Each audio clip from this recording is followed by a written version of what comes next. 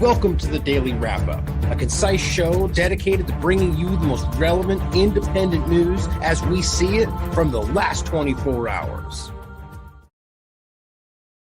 Tuesday, January 30th, 2024. Thank you for tuning in today. I hope you caught our Pirate Stream episode earlier today. A lot of interesting discussions, things that I haven't really been getting to in the show on the Daily Wrap-Up. We talked about the excess proteins discussion that I was going to get into, and I think this is some very important discussion, very abstract and a lot of it theoretical, but important nonetheless. So make sure you check that out. Today on the Daily Wrap-Up, we will get to some important follow-ups in regard to a few stories we've talked about. We haven't got a chance to touch on the hype from yesterday into today around Iran. Now, I call it hype for a reason. Doesn't mean it can't end up in kinetic action. But I think what's going on there, as we'll get into, is a little bit of partisan manipulation, a little bit of kind of the bluster we tend to get in regard to specifically Western and U.S. foreign policy as it pertains to Iran. Kind of just broad stroke conflating anything they say is Iran adjacent or that they say is Iran allied. It's just all Iran actions and Iran. And as I predicted yesterday with people I was speaking with, that this would end up being a kind of multi-attack aimed at the PMU in Iraq and Syria, which kind of does seem like that's what's going to happen to, kind of get ahead of any fear and panic people are fearing because of partisan media as usual. But nonetheless, it's still bombings. These are still human beings. These are still locations that are occupied by the U.S. government. So it's the same kind of illegal action that Israel's taking against Gaza. It's the same concept. An occupied territory has the right to legally under the international law and the Fourth Geneva Convention to armed rebellion, armed resistance. That applies to Syria, Iraq, Afghanistan, any location that's being occupied, including Gaza, Palestine. And that's an important conversation in general, just because I know it's worried a lot of people. We're also going to talk about an interesting point today in regard to facial recognition, artificial intelligence, as it pertains to Israel. We've already talked about the 972 article about, as one of the IDF insiders speaking on the record called it the mass assassination factory, and talking about just bombing buildings just to bring them down, to scare people, to, point is not about Hamas. It's about what we already see, as I'll get to at the end of the show today, the continuation of the plan, which has always been there, to resettle Gaza illegally. Except the fact that the argument is Hamas. And if you claim they're doing that, even though they're publicly cheering about it and having conventions about it, you're an anti-Semite. That's how cartoonish this whole thing has gotten. But in regard to facial recognition, not just for targets, in regard to locations and buildings, but specifically, as Mossad is proudly discussing, that they're using facial recognition to scan crowds and then decide who, and using that to tell them who Hamas is.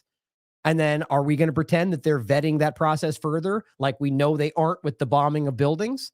Or are they just killing people or rounding them up and tying their heads in scarves and, tying their hands and all the stuff that we've seen? Yet they tell you that's Hamas. Is that Hamas because the AI said so? And can we trust that? And on top of that, we're going to get into the fact that they've been wrong countless times and how we can prove that this very technology to its peak right now is highly unreliable, like we just talked about. Do you think they care about that?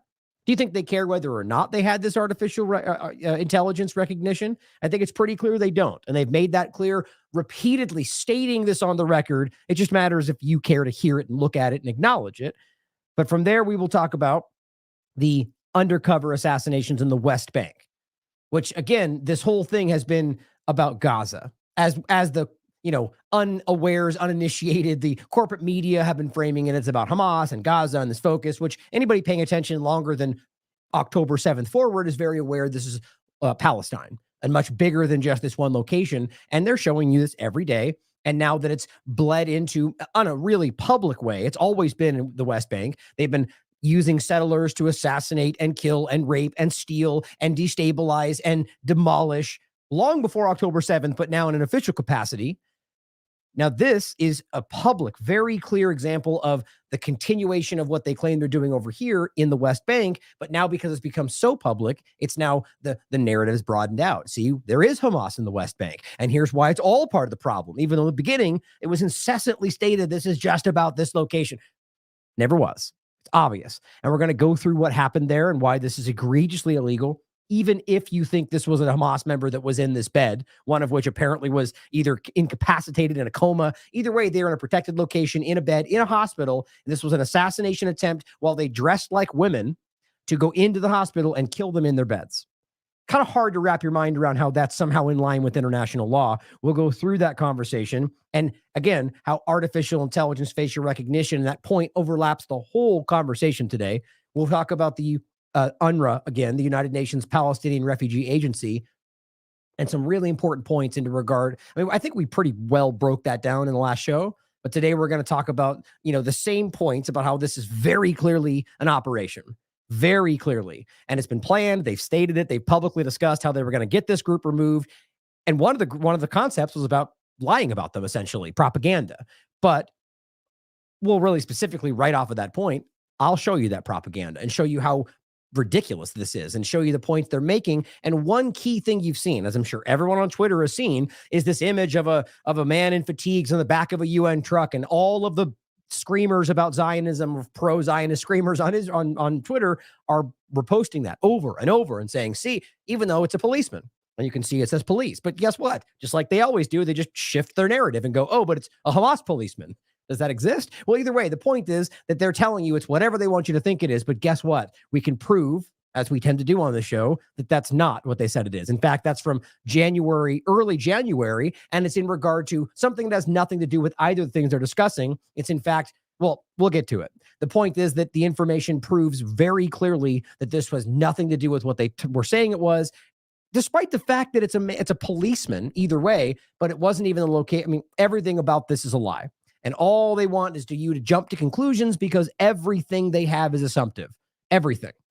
Now, we'll also finish with the point that the Israeli government has yet again refused a full hostage exchange because they didn't like the parameters. But it doesn't matter if you think they're trying to save these people, not secondarily behind killing Hamas, but that the whole point is what they keep telling the average people, that it's about saving our hostages.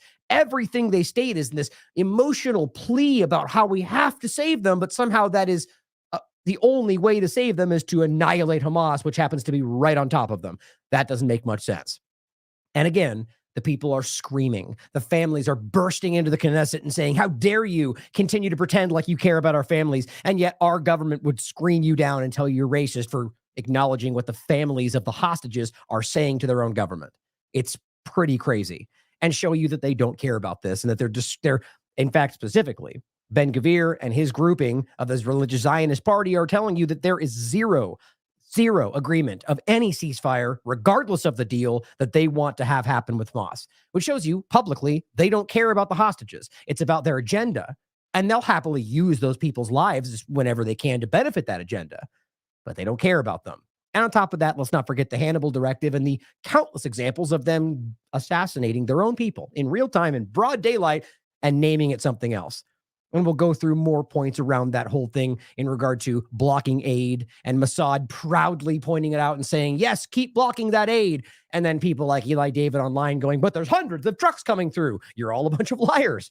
And Sisi going, Israel's the one stopping it all. So they're lying about trucks coming through because they know they have to, and then trying to pretend that they're not blocking it while proudly praising their own people blocking it, and then saying if they have to, but Egypt's doing it.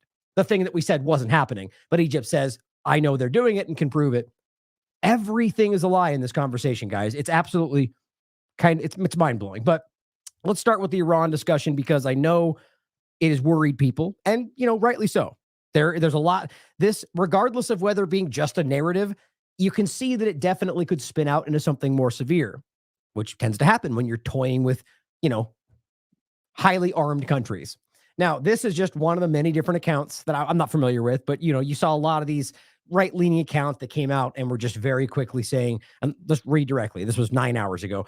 As Biden finalizes his plans for U.S. retaliatory strikes against Iran. Now, that's not as on the nose as some of them, but if you'll find, endless amounts of right-wing accounts that are saying that Biden says he's going to bomb Iran, that they're planning to execute bombing. My inside source says they're going to bomb Iran. Sure. I doubt all of them. Doesn't mean they're not going to do that, but all of this has spun out after he said he's going to retaliate, or other variations therein, in no way saying they were going to hit Iran. Quite frankly, regardless of how ridiculous, juvenile, and belligerent these governments are, it's lunacy for them to, in any sense, bomb Iran, let alone in what's going on in the world right now. They know that, as much as all the bluster and the talk and all of the partisan media who don't really understand how technologically advanced and how intelligent and how probably, I mean, the Iranian government and the Iranian nation is nothing like what people in the two-party paradigm pretend it is. It's just embarrassing, the fact of, and it comes from propaganda. So my point is that in any sense, I think our government is very aware that doing that would be at best destructive for both sides, and no ultimate, like, it would end up coming to the point of nuclear war. And that would be the US carrying out these attacks. That because they would know that they ultimately are outmatched. It doesn't matter how much you spend. It's about what you truly can achieve. And I think Israel's seeing that very clearly right now. But it says, planning these attacks against Iran, 6 USAF KC-135 refueling tankers have started to arrive in the Middle East. Now, yes, this is stuff that you can see on these trackers, but even then today, especially, I question whether we can take that stuff at face value. But even then, whether that's indicative of exactly bombing Iran, it's obviously not. It could mean a lot of things. Their arrival raises the prospect of U.S. launching airstrikes in the next 24 hours, which didn't necessarily, well, I guess this was posted 9 hours ago, so that is still, make sure that's still accurate. So this, was earlier this morning. So hypothetically 24-hour point. But remember, 24 hours before that was when people were saying tomorrow they're going to bomb, which didn't happen. So right there, just these people that say these things like they've got inside sources, just be very skeptical. With mid-air refueling capabilities, a strike force can reach Tehran. Well, they could reach Tehran from pretty much wherever they want to be quite honest. But it says, although officials expect strikes to target Iranian assets in Iraq and Syria. Exactly. It's exactly what I said before I even looked into this story, because it just made much more sense. But just so you know, here, as always, here is what the lunatics in our government are saying, some of them, which is the point that I always make. This in no way means, the U.S. government is going to do X, Y, and Z or said this. Lindsey Graham is not representative of most people in this government, even though I think they're all crazy, let alone in this country. This guy's a maniac. And I quite frankly feel like he is meant to play the role of the belligerent crazy one, because he always steps up and is like, assassinate them, which if any other government said the kind of stuff he says on the record, let alone in his individual capacity, which is, I guess, just blends together and they make it whatever they want whenever they need to, right? Like whether or not it's your official account, you're like, I didn't mean that as the congressman or whatever. Like Israel plays that game where, they said that in their official capacity or not in their public capacity, not as the officials. They're not in the cabinet when they said that. It doesn't matter. They're all screaming for genocide. It's very obvious. Here's what he said. The best response the Biden administration could have to Iran's BS denial of involvement, and we'll get to the point where they admit they literally have zero evidence at all, other than the assumption that because this group was involved, therefore it's Iran. And even then, the group is only being stated, the group took credit for it. So my point is, I don't think they have literally any understanding of what happened here, other than that claiming Iran did it suits their interests. So him to say that their denial is clearly BS, do we think he has any insight into this? It is all about stating what you want to be the reality as the fact, just like Israel does every 30 seconds today, just like with UNRWA. Even though nobody's seen any evidence, it's an allegation, they immediately cut funding. It's because they all have an agenda. So he says the best thing Biden can do after their denial, BS denial of involvement in the attack that killed and wounded U.S. service members, which of course is horrible, any human being, it's sad, is to target Iranian oil or Iranian military infrastructure valuable to the regime. I mean, that's a war. That is an attack. That is declaring war on Iran. Even though they sort of already do when they do this kind of stuff today, it is in a way that is seen. I mean, can be perceived even in the way that would interest Iran as not necessarily immediately attacking them. And in some cases, that's, Iran would choose to see it that way because they don't want to be the one to initiate this, which everything they do seems to be clear that they're trying actually to de-escalate this. And everything as U.S. and Israel does is about trying to not to drive it further, which I think is plainly self-evident. Oh, I forgot this link I was going to play. Let me finish this part and then I'll come back to Ritter's video. That reminded me of it when I said that, because he makes a similar point. But arguing to bomb their location, like whether in or out of Iran, like think about if any other country bombed a U.S. base, and I mean like, or specifically oil in and I'm not talking about the PMU. And there's a reason that this is different. First of all, because it's an entity within the Iraqi military that is literally occupied by the United States, which in many cases does give them different munitions, which then end up in the hands of the very people that they're fighting. Think about how ridiculous that is. Almost you could say that it's a dog and pony show. that it's a proxy entity, maybe whether they realize that or not, like that they're literally funding them in different backward ways. They then bomb them, they bomb back, and it's like this fake. It creates the illusion from the U.S. perspective that they're engaged with Iran when they're not. Like the idea that PMU is anything other than an ally of Iran, ideologically and otherwise, is absurd. This is the game of life. This is like saying any other country in any sense, in every context, would be a U.S. backed at X, Y, and Z, right? Not that Israel did this, but today the U.S. backed Zionist state bombed this location. Well, yeah, I mean, I guess it makes sense, but is that the right way to frame that? I mean, in a lot of ways, it's kind of a bad point because you may make that argument. But from this perspective, the PMU or Kataib Hezbollah is simply an entity that rose up in the fight against ISIS, the actual fight backed by Iran and different, like Syria and the different groups, and has been allied with them. Now, they were much closer back in the day. Robert's written about it a lot. Today, I mean, quite frankly, they're far closer to the Iraqi government, specifically in Iraq and the United States. But he wants you to bomb Iranian locations because the PMU, who, by the way, is the U.S., continues to bomb under the guise they're fighting with Iran. And Iran goes, well, that wasn't us. We're not going to do anything. Not necessarily. They say they denounce certain things, but the only times you've seen Iran truly respond is when something happened directly to Iran. But it says anything less will be seen as weakness, right? So if you remember the way they framed the old Soviet Union and pretend that's what Russia does today, when literally everything they do shows you the opposite, and no way that's good or bad. It's just showing the basic reality of what they do, showing restraint. He is the embodiment of everything they pretend that's what that was or was at that time. Only have to show, power or control through strength or peace through strength or whatever. That everything you have to do is based on whether you're perceived as weak. So all it does, it's the whole hammer analogy. If you're a hammer, everything looks like a nail. Look at Mr. Hammer. And he says the president has all the authority he needs to act. No, he doesn't. Think about how absurd that is. You're a member of Congress and you're literally publicly circumventing your own control over the situation because you're a maniac who wants war, or at least that's your role to play. Think about that. They have to have congressional approval to attack any country. I guess they just don't care about that anymore. Iran's denial of any involvement, he says, or complicity in the recent deaths of 3 Americans and the wounding of many others is beyond offensive.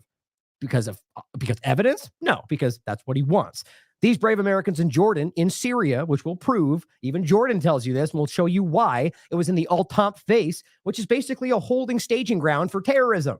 It's been shown 1,000 times over. They're working with their moderate rebels, and they're destabilizing Syria. They're stealing and using that to process different things they're taking out of the country, and that's why they didn't want you to know it was Al-Tamp. It's in Syria. Yes, it's like right on the border, but it wasn't in Jordan. And there's also the difference, the fact that they're bombing an occupied area, which means they have the legal right to do that, whether or not they were attacked first, as Syria or Iraq, in the sense of the overlap of the PMU. But in this case, we're talking about Syria because they exist in both locations.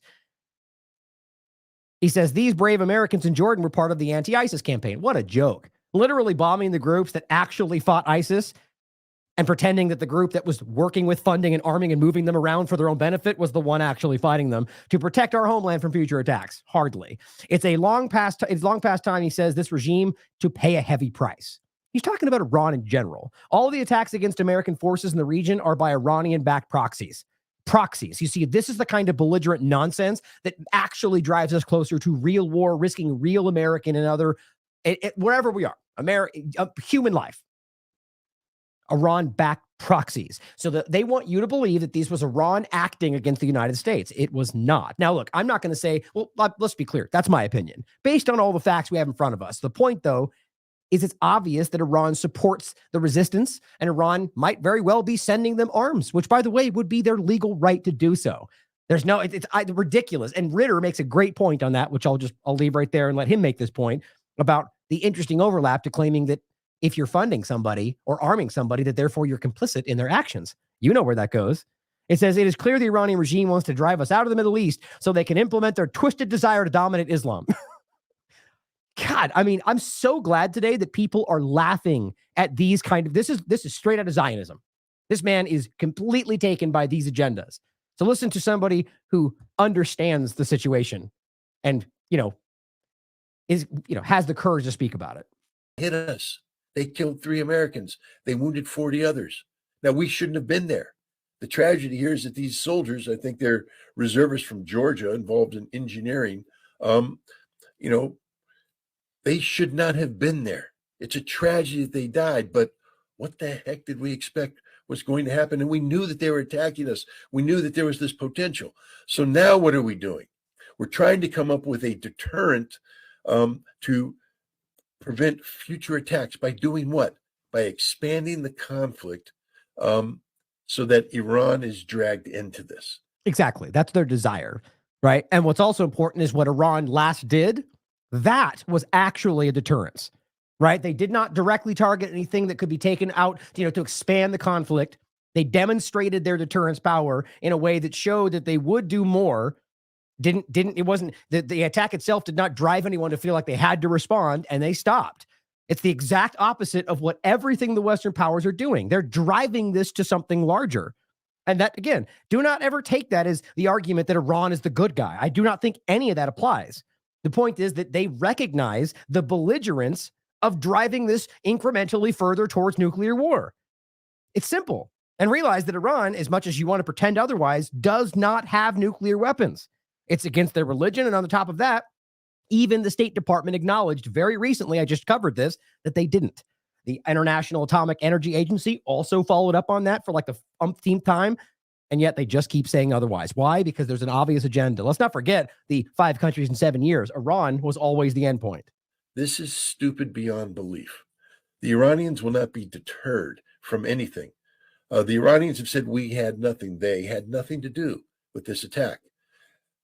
Well, maybe they didn't order the attack, but I think that the drone that was used to strike the base was an Iranian-made drone that was provided to these forces. Wait a Certainly possible. And this is the most important point right here. Listen up. minute, America. Are you trying to tell me that if a nation provides weapons to a third party and that third party attacks you, that they're a party to the conflict?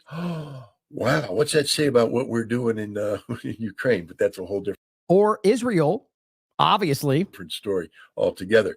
The point is, we're going to do what? Strike Iran. What did the Iranian Navy have to do with this strike at Al-Tanf? Not a damn thing. So if we hit an Iranian naval target, we're expanding the war. And the Iranians will say, you've attacked us, and now we'll have a general war. And if you think... Or, by the way, oil installations or what Lindsey Graham was talking about, right? Those are strategic assets. The same thing as the United States would say. They will think that is an act of war. And it will be. I mean, technically, that is what that is. So even that, like, mark my words, it's going to be specific and multifaceted attacks on PMU in multiple locations in Syria and Iraq, which basically is what he's already saying. But that's the only thing that makes any sense. And it's the only way they can save any face. What happened in Al-Tanf was bad.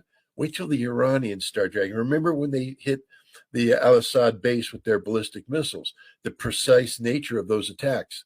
If the Iranians unleash their precision-guided missiles on American facilities in the region, we won't have 3 dead. We won't have 30 dead. We won't have 300 dead. We could have 3,000 dead. Right. For what? For what? Because we want to look tough? This is the trap that the Biden administration has created for itself. We're not going to win. We're not deterring anything. All we're doing is escalating the conflict. And the only person that's happy right now is Benjamin Netanyahu. Because this is what he has wanted from day one. Since And the point is that they are escalating. Everything they're doing right now, like if you apply this to any other country in any other dynamic, people would be like, well, obviously that's inflammatory. I mean, anybody honest would say that anyway. It's blatantly inflammatory. Statements like this are ridiculously irresponsible, but they're all trying to bluster and make this happen. Now, in case you forgot, this one's written by Whitney Webb. This is from 2019. Syria's Rukban, otherwise known as Al-Tanf, the base there. I think Rukban is the camp. The Al-Tanf is the base that the U.S. government has there, like we don't know about it. Now little more than a U.S.-controlled concentration camp, and the Pentagon won't let the refugees leave. Now, much has changed since then, but it is still a terrible place where people that are the civilians that are there are abused and manipulated on a regular basis. It's proven that there are assets there, ISIS, Al-Qaeda, that they come and go. I mean, I don't know why we need to prove this to anybody. I just showed you the Yemen conversation and the most current pockets of Al-Qaeda, despite Eli David clumsily trying to lie about that, showing you the pockets of Al-Qaeda are comfortably right inside the controlled Saudi Arabian area that in fact have only gotten bigger since that started. It's so painfully clear that they work with these entities. And that, I mean, it's just obvious. Now, here's another one I covered on, this was Eva Bartlett, our interview on 2019 in July. The U.S. run al-Rukban internment camp in Syria. I mean, it's horrifying what they were doing to these people. And this one was about, and this was the important part about this. Just one other angle to this. Israel attacks Syria from U.S.-controlled areas. So al-Rukban, al-Tanf, becomes a very important strategic location for Israel to continue to indiscriminately and without consequence bomb Syria whenever it feels like. That's probably one of the reasons this becomes important, as they clearly seem to be driving this into a larger regional war. Now, here is what Biden said. This was today. He says he's decided a U.S. response. Now, what's funny is that almost, 48 hours ago, all the partisan media was saying, tomorrow, it's all going to go down tomorrow. I don't know why. What's funny to me is they put these statements out that says, inside, Biden has decided he's going to do something to Iran. It's like, okay, at what point does that feel honest to you? I was talking about this with my brother, actually. And the point is, doesn't that seem ridiculous that you're openly saying, or at least insinuating, that you're going to bomb Iran? Why wouldn't they just respond first? Isn't that, by your very definition of the logic, preemptive self-defense? Aren't you literally going, we're going to bomb Iran? Now, hypothetically, had Iran just decided to bomb something, even U.S. adjacent, like a U.S. ally or a U.S. installation of, whatever we're talking about, and they said, well, look, you said you were going to bomb us. Isn't that exactly what Israel and the U.S. keep saying? That we have the right to react knowing you're going to attack? And they whether it was real or not, they said it. Now, obviously, that's ridiculous. It's just as ridiculous for any other person in the world to say, we think you're going to do X, Y, and Z, even if they say it out loud. So we're going to call it defense when we attack you first. It's ridiculous and Orwellian. It's called the Bethlehem Doctrine. And as far as I know, only the UK, Israel, and the US pretend that that's a logical thing to do. But think about that. If they were to do it, of course they wouldn't accept that. They'd say Iran attacked and it's a big deal, unprecedented. So just think about how ridiculous that is. Or the fact that why would we believe that that's what they're going to do? Let's say Biden said, I'm going to bomb Iran. Why would you come out and signal that? It just doesn't make sense unless some of this is in fact theater. So think about that. But here's what he actually said. President Biden says he has decided how the U.S. will respond to a drone strike that killed 3 American troops in Jordan. Well, here, let's just do this first, seeing as how it's so frustrating this keeps happening. If you look this up, Jordan says the drone attack was in Syria. Weird how none of the actual results say that. Biden says the attack in Jordan, the failed attack in Jordan, except the one I'm looking at here. Jordan says, they don't even talk about, but all of the main outlets, despite the fact that Jordan said it did not happen in Jordan, they don't even mention that. This shows you how lockstep the Western media from both sides can get when things become important.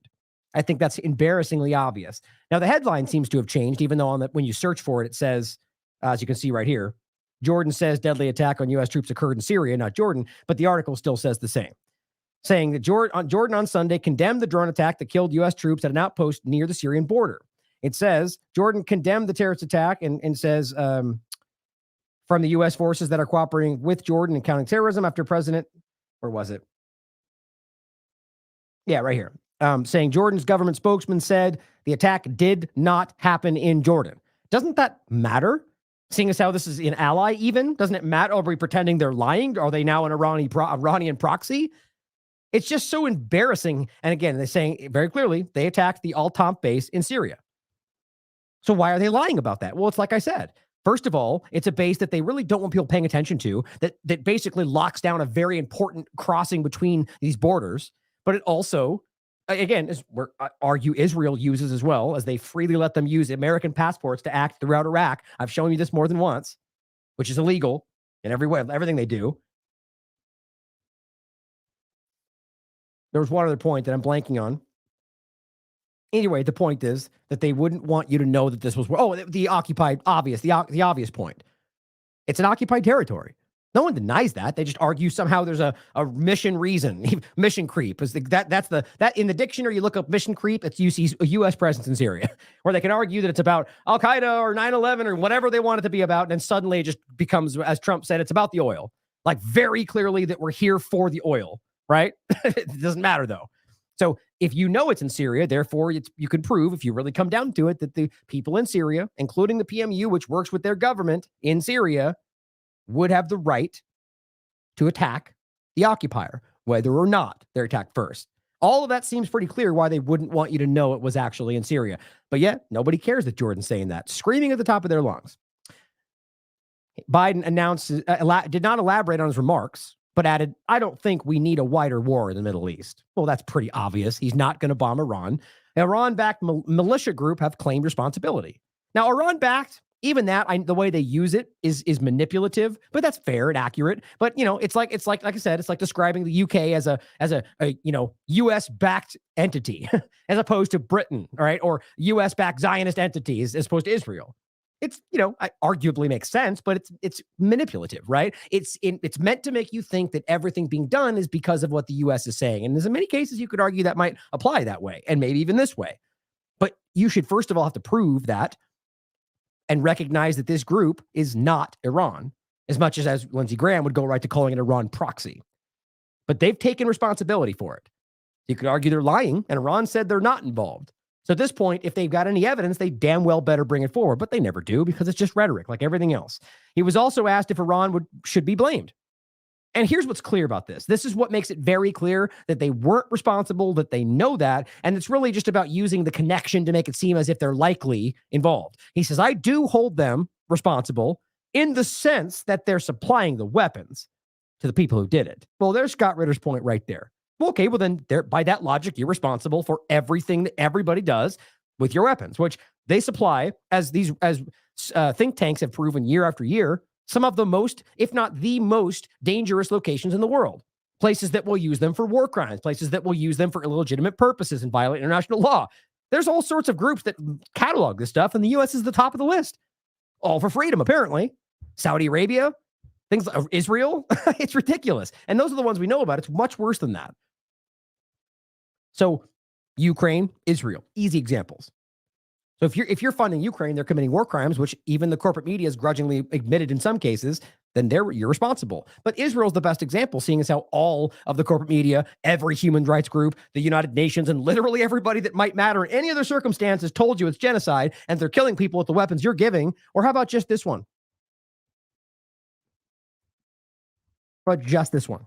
Just the proof that both New York Times and Haaretz did their own investigations and found that the most destructive U.S.-made and delivered bombs, 2,000-pound bombs, were used in the places that were safe. These are called dumb bombs.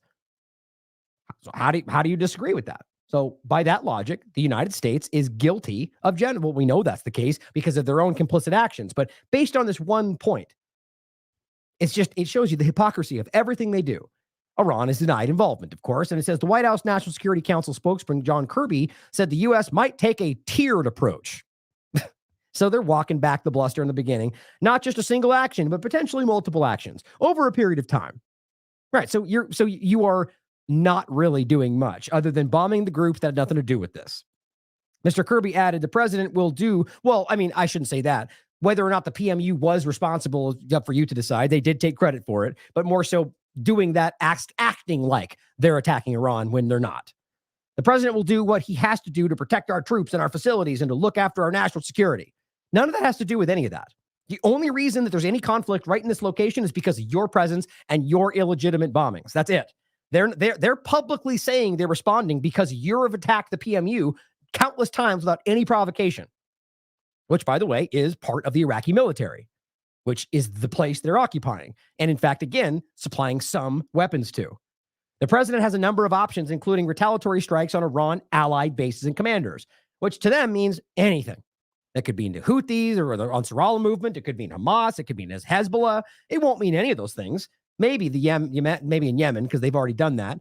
But again, Syria and Iraq, mark my words. As that pretty much says here, the recent months, several U.S. bases in the Middle East have been attacked by, here's the lie from BBC, militants trained, funded, and equipped by Iran. Now, there may be some elements of that, but it's simply not that obvious. And I don't think anything other than assistance, possibly with some weaponry, but just support as allied entities like we work with, many countries work with lots of allies. To say that they're trained, funded, that's just another way of saying a proxy. It's not true. The Islamic resistance in Iraq, which is made up of several Iran-affiliated militias operating, has claimed responsibility. So now you're talking about a broader concept that made up of multiple, what they say are Iran-affiliated. Again, that's like saying Israel's in a U.S.-affiliated Zionist state. Not inaccurate, but it's a manipulation. It has also said it mounted other attacks against U.S. forces in recent weeks. Kataib Hezbollah, PMU, an armed faction of the Islamic resistance, said on Tuesday it would suspend all of its military operations against U.S. troops in the region to avoid embarrassment for the Iraqi government. So you're going to tell me that Iran is going to back down its actions, but that's not what's happening. That's what they're framing.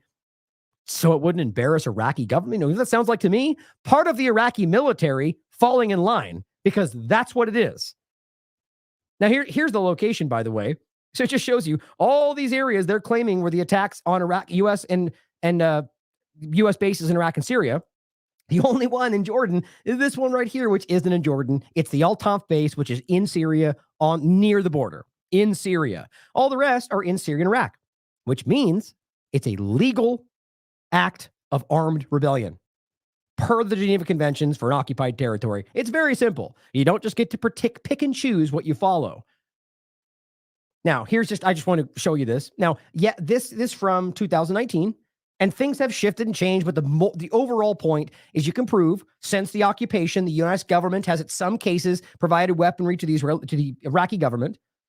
Here in 2019, Iraq orders these militias, one of them being the Popular Mobilization Units, to integrate fully into the state security forces.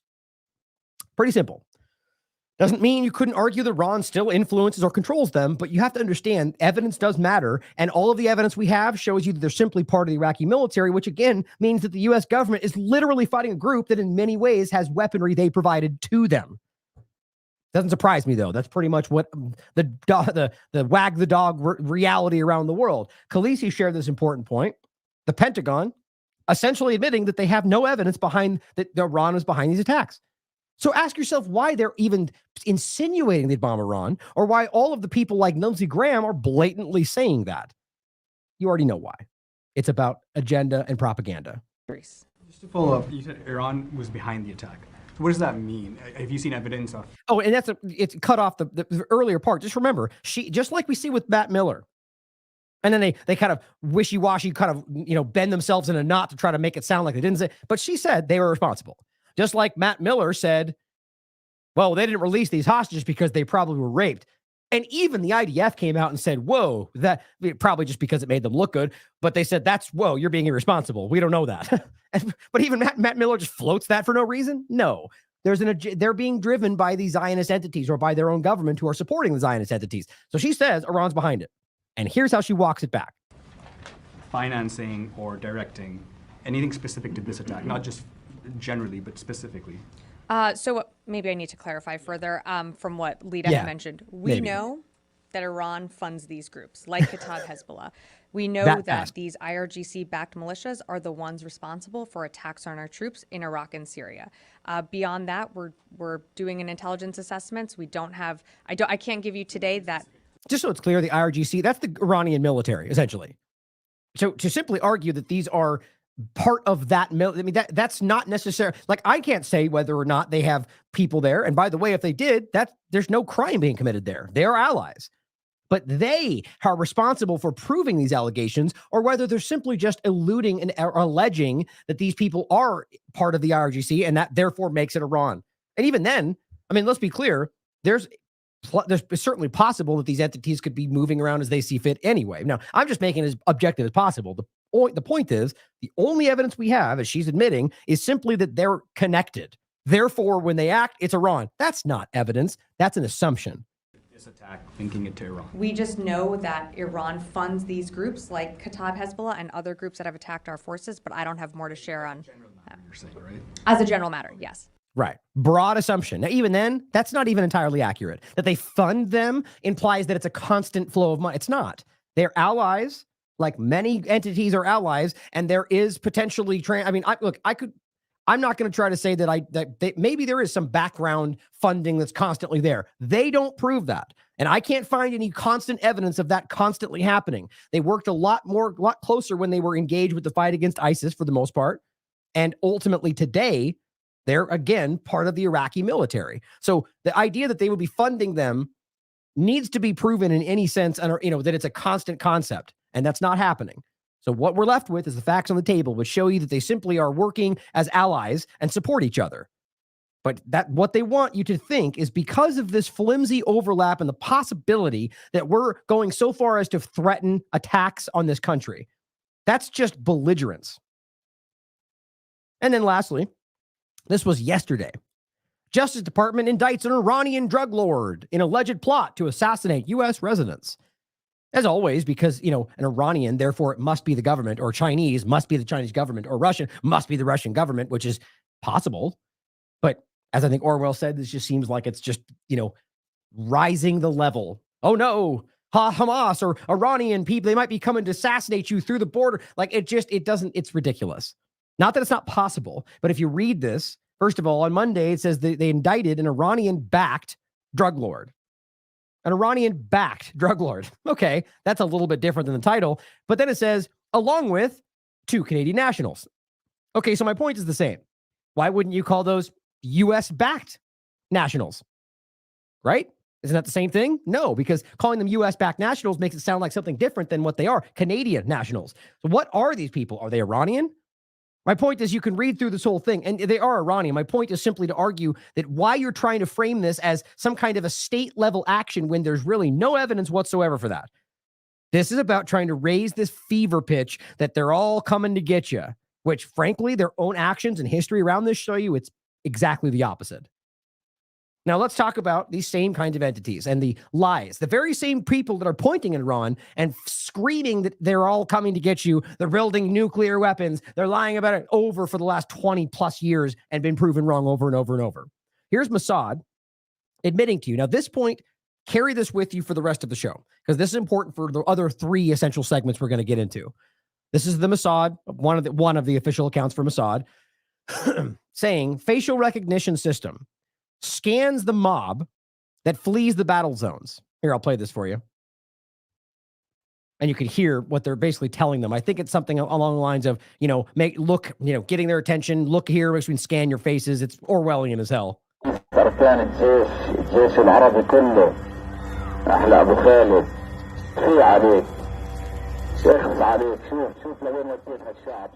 So they're all walking by, and there's a camera set up. You can see the little camera right there, scanning all their faces, all their it's crazy.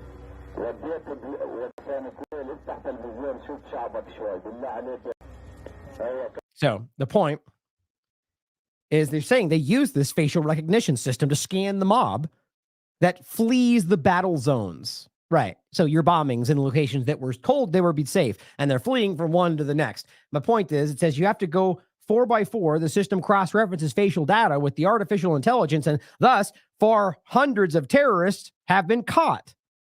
Interesting. In the background, you can hear the sermon from the mouth of the righteous warrior who preaches to the Nazis about their great success in the blessed My God.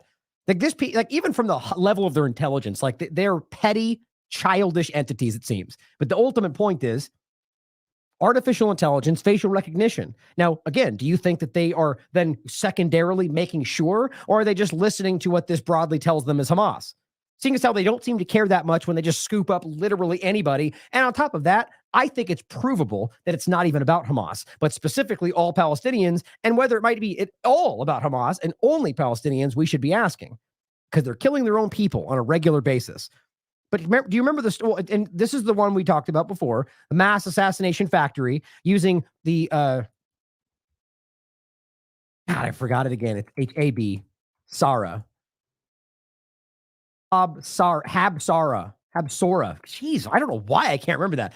This is a system called Habsora, which stands for the gospel, which is an artificial intelligence system that is basically picking targets for them. And the article describes what the IDF says themselves. This is completely indiscriminate. They're bombing all sorts of innocent buildings. They're taking them down just to do it, just to send a message that they're killing all sorts of innocent people. And the point is that this is seemingly all of what's happening. Bombing buildings, bombing people, arresting people, and using artificial intelligence. Now, I'm just going to play the beginning of this. You remember the story we just showed you? This is from 5 days ago. So so you're talking about a level of, we're talking about a store, but nonetheless, artificial intelligence, facial recognition. And even as Whitney's covered, the highest levels of this, like at intelligence, law enforcement, that it's wildly unpredictable and inaccurate depending on a lot of factors. Just remember, just want to play the beginning of this. This is what just happened to a man because they trusted the artificial intelligence facial recognition. Mother is suing the parent companies of Macy's and Sunglass Hut after he was wrongfully accused and arrested for robbery in Harris County in 2022. But that's just where the story begins. Fox 26's Anthony Antoine spoke with the victim's lawyer. He joins us now with those details. Anthony. Well, faulty facial recognition software is at the heart of this case. 61-year-old Harvey Eugene Murphy Jr., a grandfather, was taken to jail because the technology pinned him as the primary suspect for that robbery. But according to the lawsuit, he was taken to jail, and in a matter of hours, he was beaten, raped, and then released. And now, years later, he's suing. So just so you don't have to watch the whole thing again. So he was, beaten, raped, released. The point was, when this went down, had they cared to do any due diligence other than trust the artificial intelligence, he was in another state, and he could prove it. Nonetheless, what happened was they used their artificial intelligence facial recognition and decided that this was the guy, and then put that out, even though you could prove at that time he was in another state. And then he later comes back to the state, goes to the DMV, and a cop comes out and arrests him on the spot, puts him in jail where he's raped. And then, oops, let him out. And now he's suing. My point is, it's simple to see how the reliance on this is an easy thing to do. It's easy and, almost like a cop out, because it makes you think, you could trust it. The point is that we can, I guess the simple question is, do you think that's part of what's happening here? Do you think they even care? Because what we're seeing is stuff like this. Here's Mossad going, terrorists killed in Khan Yunis, the location where they're all there because they were told to go there to be safe. And to me, this looks like two people walking and being bombed. Now, sure, maybe that's Hamas. Is that because they trusted this artificial intelligence system or because they trusted this artificial intelligence system? Do we even know? Does it matter? Are they killing all Palestinians anyway? Things like this. As Daniel Amotis points out, a video published by the Israeli media shows dozens of Palestinians detained by the occupation forces in this completely dehumanizing way that everybody was freaking out about when it came to China, but now apparently it's justified because they may be bad. Who knows? They might be terrorists. Just shows you how quick the moral superiority vanishes when it becomes something that they care about. These are hypocrites I'm talking about. The point is, are these all Hamas members? Well, we already know how this works out. They've done this before. Remember this? We just talked about it. This was this was spread by every pro-Zionist. Here's Mossad saying over 100 terrorists have crawled out of the tunnels. Remember what happened? Even the IDF later released like 98% of them. And even then, I don't think any of them were proven to be Hamas. People were coming out of the woodwork to say, that's a doctor right there. That's my friend. That's my sister. And none of them were actually Hamas.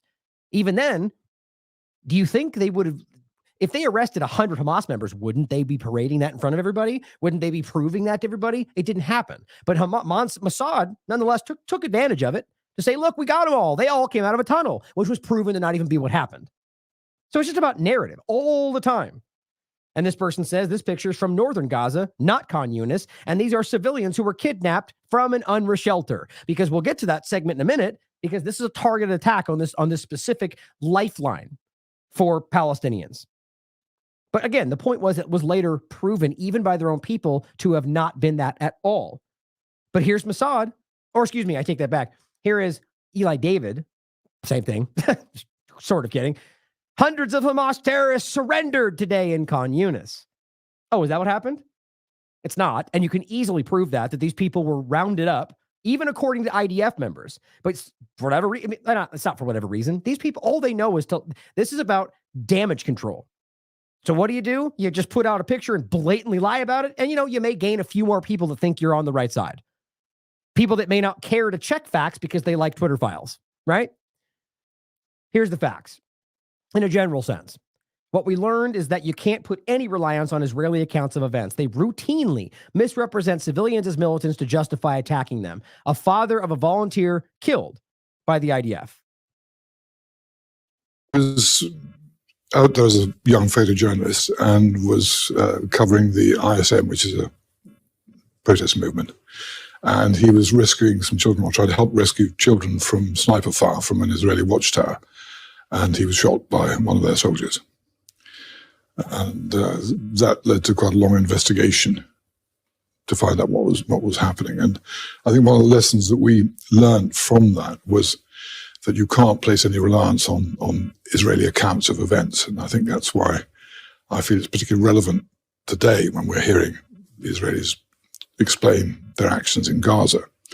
The investigation we undertook showed that they routinely falsely misrepresent civilians as military targets, as bearing arms or as militants, and use that as a pretext for shooting them. And the investigation we carried out showed that that was exactly what was happening on that occasion. It's what we were led to believe by those in the diplomatic sector who advised us at the time. And so our worry was that this was happening again now. And the Israelis are very similar to what's happening with the claims that Hamas are using hospitals and civilian facilities and so on as bases. And that's why they target hospitals and the infrastructure and water treatment plants and so on. So I think that was our concern, that this was happening again, because it does seem that that's the IDF approach, to routinely misrepresent what are ordinary civilian targets as in some way tainted with a military aspect, and therefore justify their attacking them. Right. And think about how embarrassing that is for people like the Matt Millers of the world to come out and just blindly take their statements as fact while blindly dismissing anything else as unverified. Even though you just said that you didn't, this is just a statement from Israel or an allegation about UNRWA. You sure as hell take that at face value. So it's just blatant hypocrisy on the surface.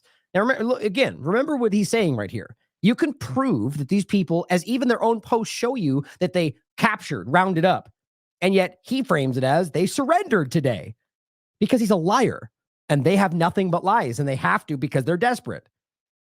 Now, let's get into using and keeping that in mind. The idea of arbitrarily deeming people targets or terrorists, even locations when they're not, so they can act against them, and seemingly all of the U.S. government and everybody else will just blindly go, but Hamas, human shields, without anything to prove that. Think about this. Think about 4 months plus, and we haven't seen a single example, a provable piece of evidence to show you, not from something from before. Even then, even old investigations prove they couldn't verify that. But from today, from October 7th forward, show me one provable example that you can actually verify, not statements or anything like that, of them using human shields as well as launching from hospitals and whatever else.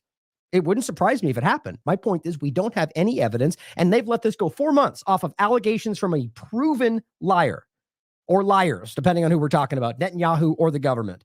Here, this happened today. Israeli undercover forces dressed as women and medics stormed the West Bank hospital and kill 3 people. A hospital spokesman said there was no exchange of fire, indicating that it was a targeted killing. Now, even if you think these people were terrorists, there is the same international law that they force down everybody's throats when they're not following it will make it very clear that you cannot just execute somebody who is unarmed lying in a bed, no matter what you think they are.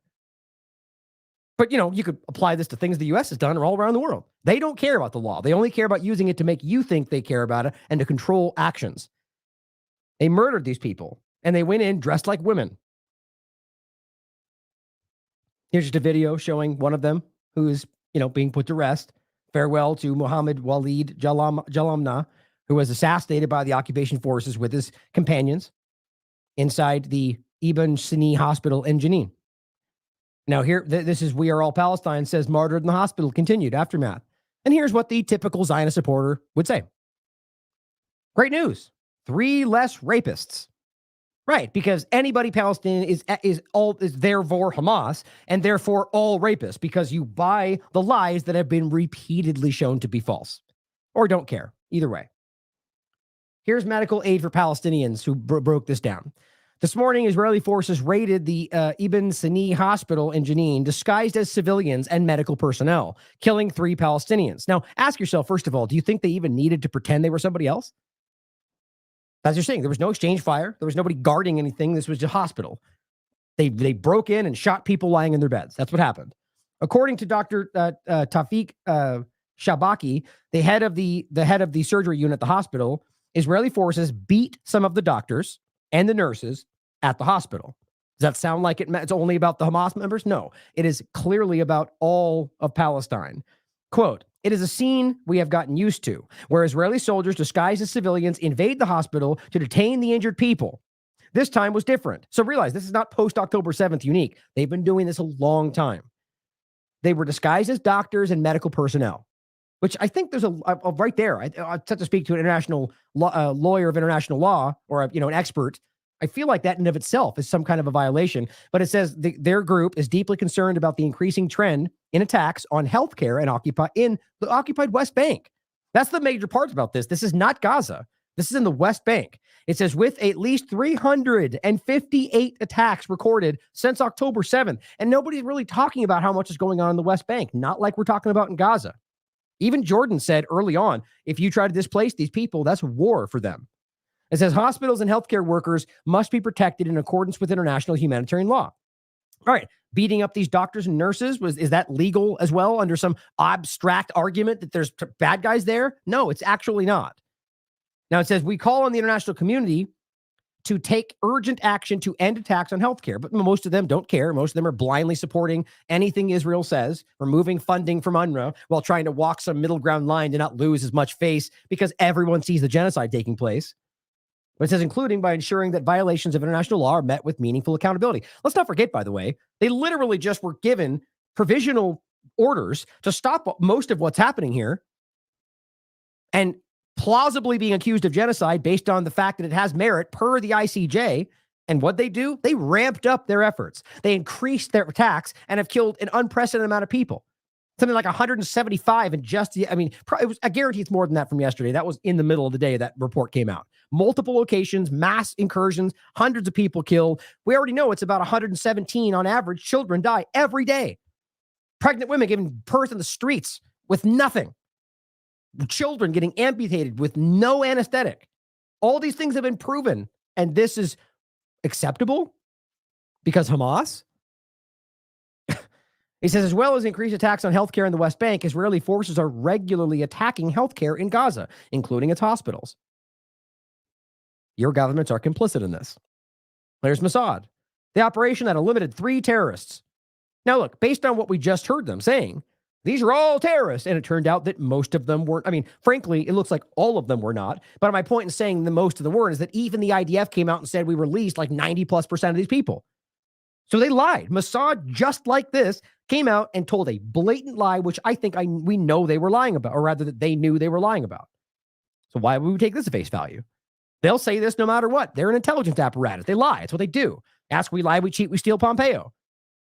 Look, they're dressed like women and medics and then beat up doctors and nurses in the process of assassinating people. Now, here's one of these guys, Adam, right next to Elon Levy and Hen Mazig and Eli David Collier, says the fake news you'll be seeing spread around. Oh, why? Because were you there?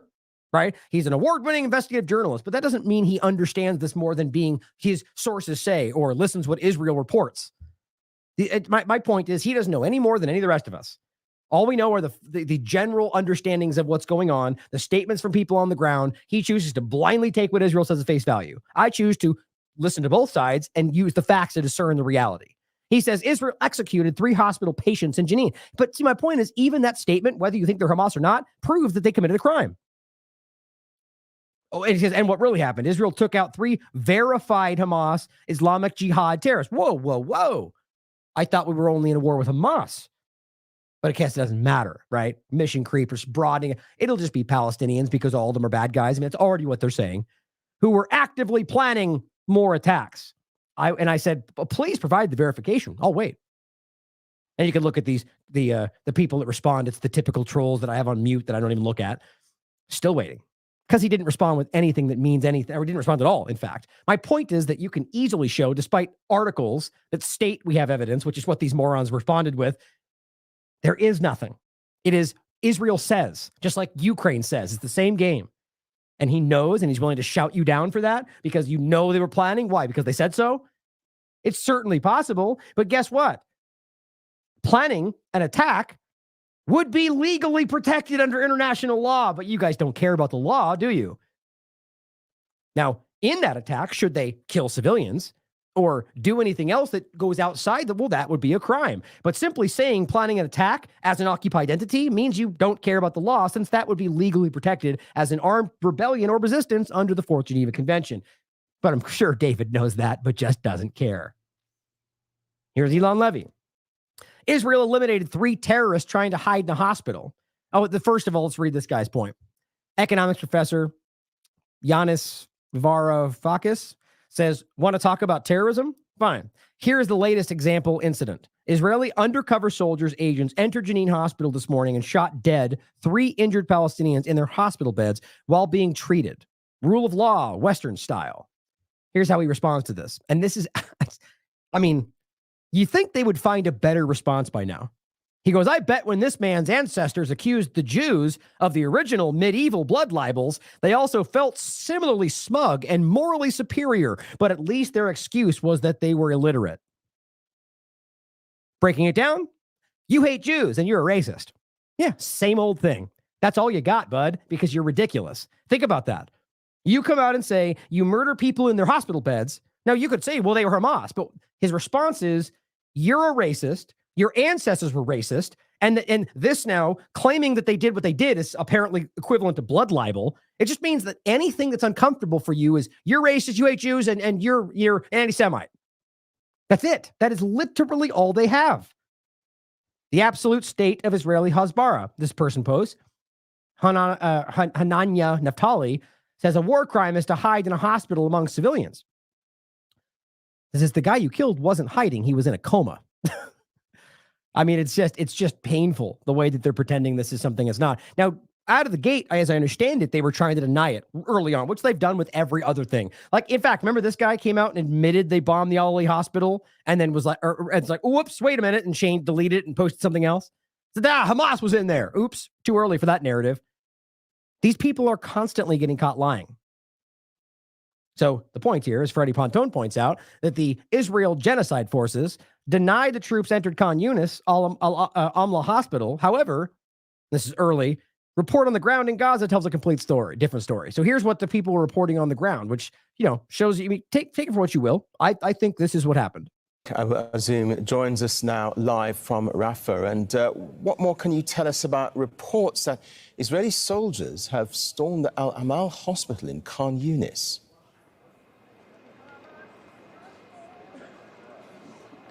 Yes, Carrie, the Israeli soldiers have been surrounding Al Amal hospital for more than a couple of days as they are trying to operate inside this area against Palestinian fighters.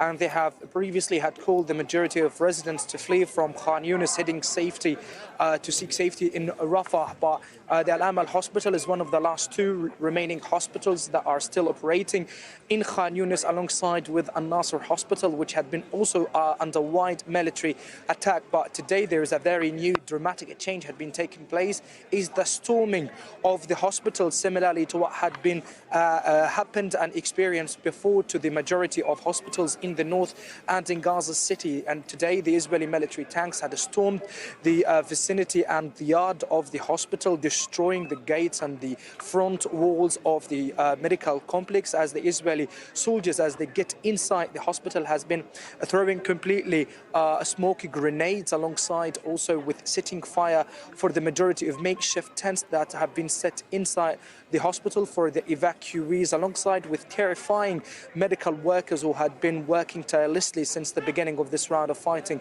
to be providing medical treatment for hundreds of Palestinian patients who are still inside the medical complex still now. And this is completely a new dramatic step that is a continuation of the Israeli military violations that had been committed against the medical sector in Gaza. And they have been also informing patients and medical teams to evacuate from the hospital that is one of the main central hospitals that operating under the supervision of the Palestinian Red Crescent Society. But till now there is no any confirmation regarding if any Palestinian patients or medical workers being arrested or at least killed during the Israeli storming of the medical facility.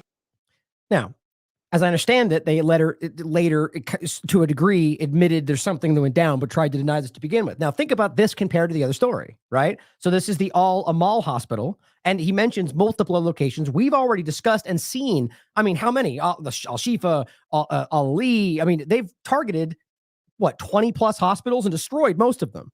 So my point is, why would we believe that this one was about some specific targeted Hamas attack, even though they were in hospital beds? Well, they're literally denying and raiding and destroying multiple hospitals. They are destroying all infrastructure and are actively going after literally everybody they can.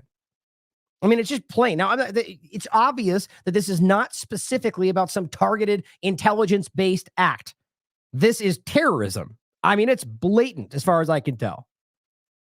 Now, here is the terrorist supporters who are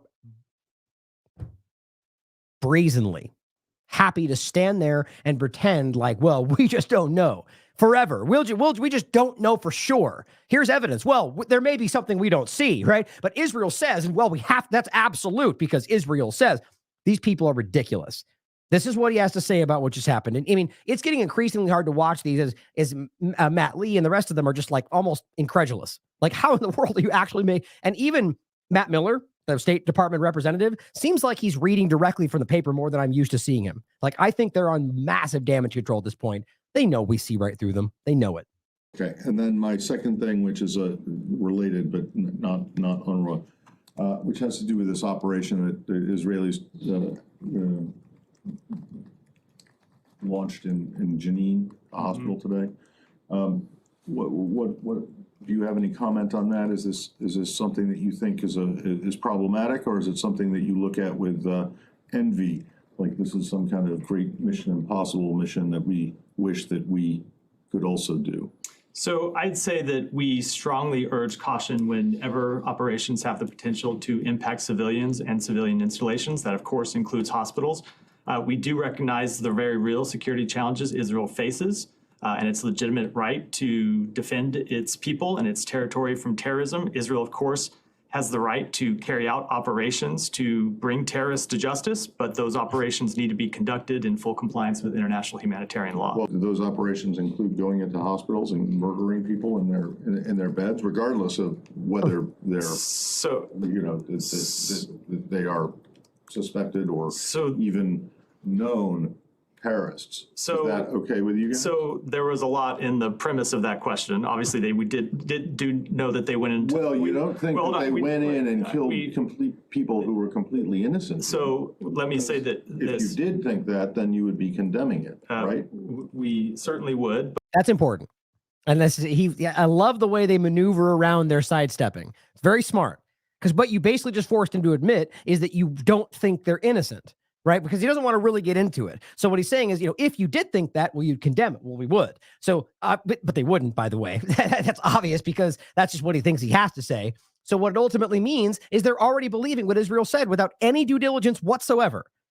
Just think about how hypocritical that is to him constantly acting like we have to investigate the smallest detail 45 years long before we can actually make a statement. But if Russia blinks, oh, terrorist, war crime, it's just on the surface and everyone's becoming very aware of that. Thank God.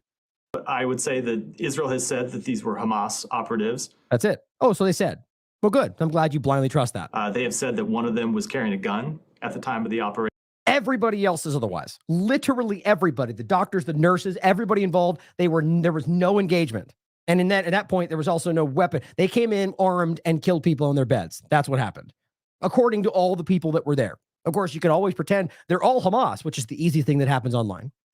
So I'm not able to speak to the facts of the operation. You'd have to pass some kind of legal judgment, know all of the facts of the operation. But as a general matter, they do have the right to carry out operations to bring terrorists to justice, but they need to be. All right. So in that premise right there, you're stating that you're okay with this that happened because logically they're going after terrorists. But and how do you know that? Why are you willing to just deny the problematic part of this because you don't have enough evidence, but you're willing to engage with the thing you think is okay because you don't have enough evidence, right? It's the same on both sides, but the obvious difference is that Israel says one. And so you take that one at face value, or at the very least, ride with that while acting like you need more, as opposed to just questioning all of it because you don't have any information other than statements made by people involved. these people are, I mean, I think he must think about this stuff. Conducted including in the hospital. So we want them to conduct operations to bring terrorists to justice, but they need to be conducted including in the hospital. So we want them to conduct their operations in compliance with international humanitarian law. We would generally say that we don't want them to carry out operations in hospitals, but under international humanitarian law, hospitals do lose some of their protections if they are being used to for the planning of terrorist operations, for the execution of terrorist. If you can prove that, they have not proved that. They keep pretending like they do, and they keep getting caught lying. The actual hospital building does, but I mean, going in disguised as, women and doctors. And beating up doctors and nurses. So right there, that violates exactly what we're talking about, in addition to murdering people in their beds. And whatever is something different. And then going in and picking out people in particular rooms and particular beds and killing them seems to be something different. Yeah. So again, not able to offer an assessment without knowing all these facts. I said so. Think about that. So what do you mean you don't know all the facts? Didn't you just tell us that Israel told you? So apparently what he's admitting to is Israel said, we were going after bad guys and we're not going to give you anything else. And that's enough for him to go probably what they said, but admitting secondarily that you don't have the very clear facts that the rest of us seem to have in front of us. Why didn't Israel inform you of how it went down? It's inherently obvious this is dishonest, which I think I need to point out anymore. Well, the facts that have been presented by Israel are that one of them was carrying a gun and that they were planning to carry out or to launch terrorist operations from their beds. So you would have to look at all of those facts to make a specific assessment about this operation. But in general, we do want to see hospitals protected. It is important that no. So why wouldn't he make an assessment right there? Didn't you just say we need those facts to make an assessment? Well, you just stated them as fact, or at least Israel said. Are you now saying that you have to make sure that they're not lying about that? Like, doesn't matter how you spin this. He is wrapping him up. He's mental gymnastics, tying himself into knots and making himself look like a fool to cover for Israel's genocide. This operation. But in general, we do want to see hospitals protected. It is important that no civilians were harmed in this operation. I said, that statement implies that they're terrorists because no civilians were hurt. So you're taking what they claimed at face value before you have any facts. He just shot himself in the foot right there. No civilians were harmed in this operation. And by the way, that's a lie too, because they beat up doctors and nurses. And as I said, we do believe Israel. How do you know that? There have been no reports of civilians who have been harmed in this operation. See, that's it. Man, my God, it's just staggering to me. Now let's just pretend Israel went after Hamas. Okay, here's multiple examples that are pretty undeniable. And these are just plucking out individuals from mass genocide, 30,000 plus people, 20,000. What is it? Still about 80% women and children, 117 kids a day. But it's all Hamas though. Keep telling yourself that. Deepfake Dissident points out 17-year-old American high school student from New Orleans, Tawfiq, I don't want to try to mispronounce his last name, was shot in the head by an off-duty police officer in the occupied West Bank. His parents said he was there to be with relatives and to improve his Arabic before returning to U.S. for college. Guys, this is an American, which shouldn't make it any more important. He's a human being who was murdered because he was there. He's he's an American college student from New Orleans who has family in the West Bank. This could be Robert Inlakesh. You see my point? They go there and they're killed. And now, by default, you're a Hamas member because it's Obama's concept. If you're present where we're bombing, therefore you're a militant. That's how this works. Think about how unnerving that is. And there's videos where they're protesting. Where rightly so. Here's his mother crying over him, or family member, I would argue. No, I guess it is the mother. So the point is that he's living in the United States. But either way, where's the justification? Where's the insight? Where's Matt Miller breaking down the facts? Does it matter? It was in the West Bank, for crying out loud. Or about this one? Here's 2 children. Injured children who are in a area in Khan Yunis.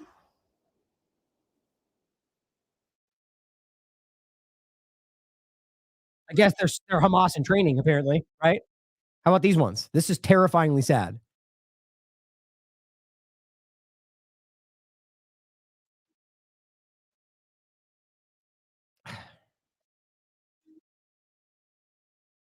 Palestinian, and this is the chairman of the Euromed Human Rights Monitor, carrying the bodies of his 2 dead children, saying to President Biden and Blinken, "What did Ayman and Hind do to deserve death?"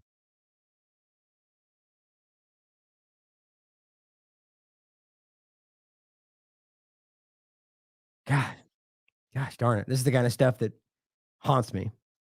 Here is an Israeli soldier explaining, using Bible verses, why even when the enemy lays down weapons and runs away, you still have to kill him.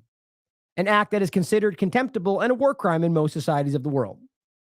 Now you can just see basically saying, or rather, I guess not Bible, but Torah verses. Lays down weapons, runs away. Jacob, our father, blesses. Basically says your hand is in the back of your enemies. When is you basically cut to the chase? When your enemy runs away, hits him to the end. The story once and for all. Goliath, King David. The bottom line is you kill them. And this is made plainly clear by multiple people making the same statement. Rabbis speaking up and saying that it's just to end the life of the, whatever. It's very clear. Here's an interesting point, and this again comes from the chairman of the Euromed Monitor. The Israeli army posted a doctored video alleging the elimination of combatants, and you have seen this before. I'll tell you where. But their own footage shows the individuals were unarmed, raising their hands up, and kneeling down to surrender before these soldiers before they later moved them, placed guns in front of them, and pretended they were executed because they were Hamas. Just like we're talking about today. You can see their own video. I'll play it for you now that shows they were kneeling, right? The point is, you know who these guys are? Do you remember? They're the same ones that turned out that ultimately shot the 3 hostages that were Israelis. Somebody else went back, I think it was Max or somebody else, and was like, here's the earlier video where they were also shooting unarmed people. It shows you that these people are clearly not acting randomly. They shot anybody, including their own people, 2 of which was right away while they were holding an SOS sign and speaking in Hebrew, saying, don't shoot us, we're hostages. One of them was able to run away, hid, and they were coaxing him back out. He's speaking in Hebrew. I'm a hostage. Don't shoot me. And they, come back out. He comes back out. 2 of them, these 2, shoot him. It's all on the record. Oops, we said it was a mistake and a procedural accident. Sure. Well, let's watch the video that shows these 2 executing these 3 innocent people and then framing them.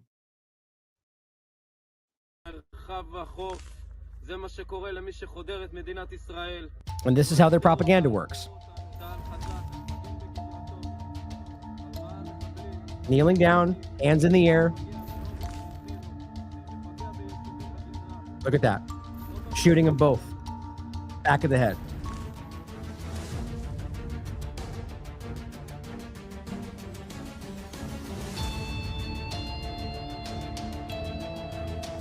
My God. Or all 3 of them, really. I mean, really, how much evidence does the world need to see? It's just overwhelming. It just shows you how broken all this is. It seems like we all see it. All the average people of the world are clearly see this.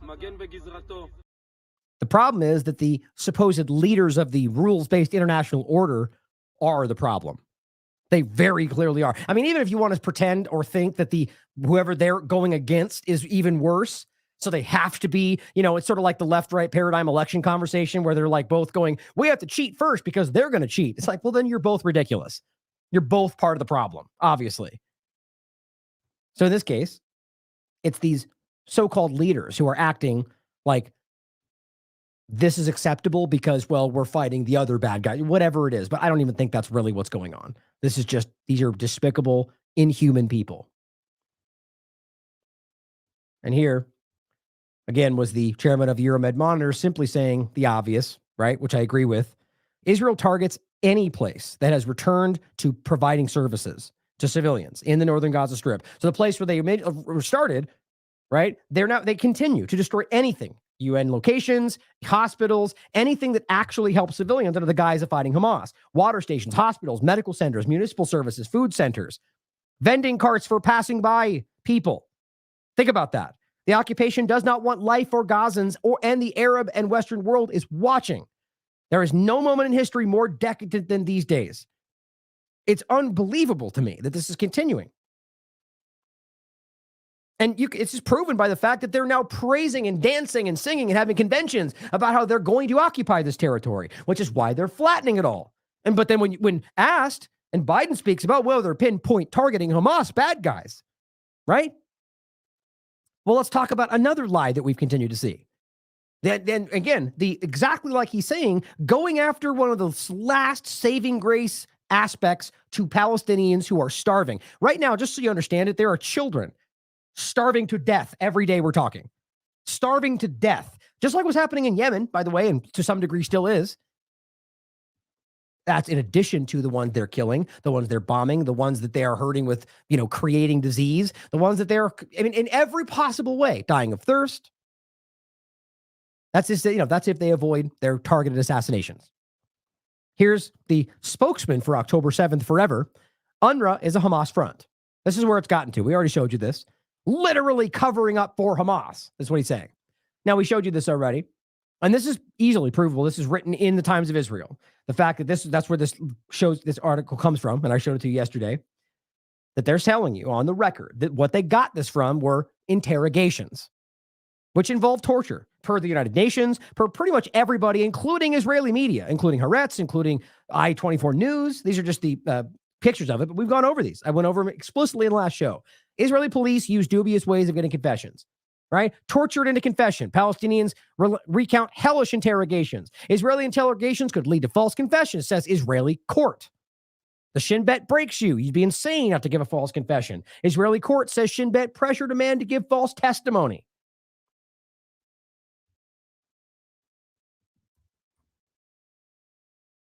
There you go. I'll just grab it anyway so you guys can see it. Israeli court blasts Shin Bet interrogation tactics led to false confessions all the time. Like they've been getting called. This is the point about why this did not start on October 7th. There's so much evidence around what's actually going on. Here's the I-24 one we saw. This is a different one. Israeli court says they pressured him to give false testimony. I mean, it's all over the place. It's crazy. The point is, all of this evidence, all of it, as even they stated in their articles, comes from their interrogations. By the way, which we've already shown you, two of the people stated things that we now can prove are false, that the Mossad put out and said, we got it. They claim they did this. They claim they did that. It's been proven to be false. And remember, this is what they basically the same point. Cuz Network framed this saying Axios reported that a senior Israeli official said that it all came from their interrogations. Israeli media has previously said that most of those kidnapped by these occupation forces are civilians, while several organizations documented the arrest of journalists, doctors, civilians after accusing them of affiliation with the resistance, like we keep seeing, and I just showed you. Very clear, like this one right here. They released almost all of these people, and this was the group that Mossad was saying, they're all terrorists, came out of holes, remember? Solomon Ahmed points out the hit piece that came up after this case. I haven't got a chance to talk about this. So this story rolled around. There was basically nothing but their own statements. So what they do, they took an IDF member and had him write an article in the Wall Street Journal. Yeah, that's how that works. Written by an ex-Israeli soldier, Carrie Keller-Lynn. Lynn served as an Israeli army and maintained close ties with former Israeli spokesperson Eliza Landis. Zionists control the media, he says. Of course, they want to make that about some kind of Jew reference. It's not. It's about Zionists very clearly influencing, as we can prove, the outcome of these kind of topics. The point, intelligence reveals details of UN agency staff links to October 7th. Guess what? Now it became 10% of the aid agency. 12,000 people have links. Oh, links, huh? Did AI tell you that? The bottom line is, to them, and as I've already proven you this, links mean you pass them on the street at the right time of day. Like, it's so flimsy what they argue, and that's why they scoop up all these people, claim they're all Hamas, then most of them aren't Hamas, if any of them are. But here's what Samer Badawi from 972 Magazine points out. A few years ago, he says, I interviewed the then director of UNRWA, the representative office in D.C., Elizabeth Campbell.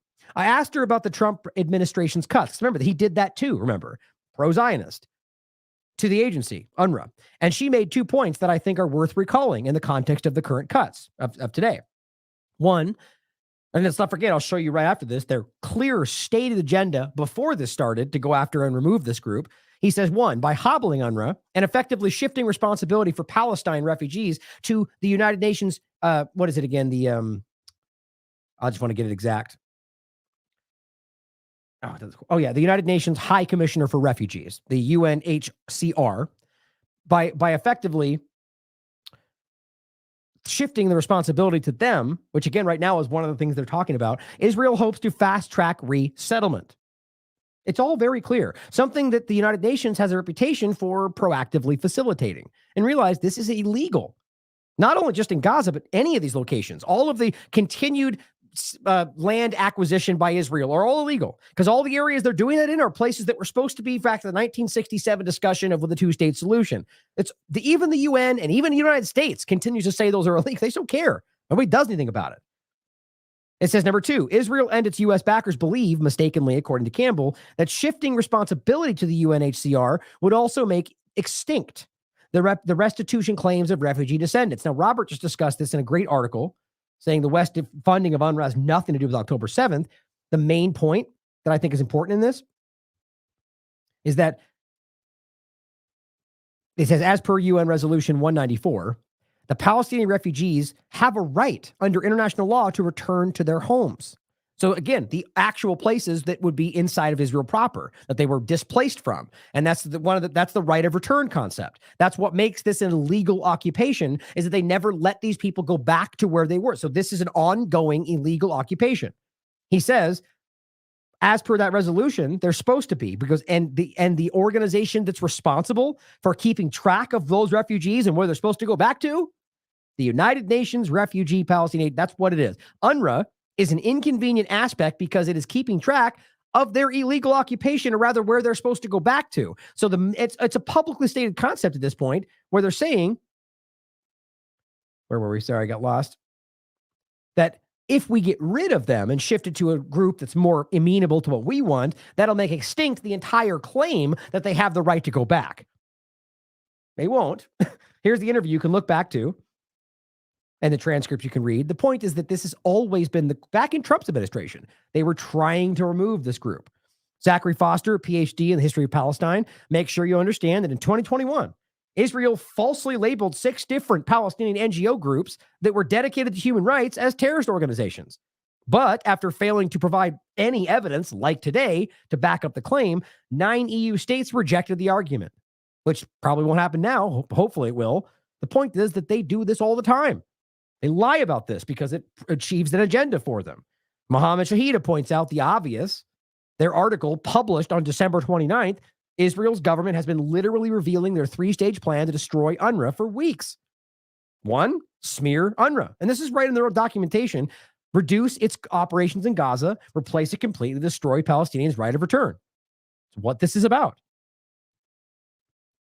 Now, Abby Martin points out the video we showed you yesterday or the day before. How can anyone believe Israel's claims about UNRWA when officials stated their intent to destroy it to expedite genocide weeks ago?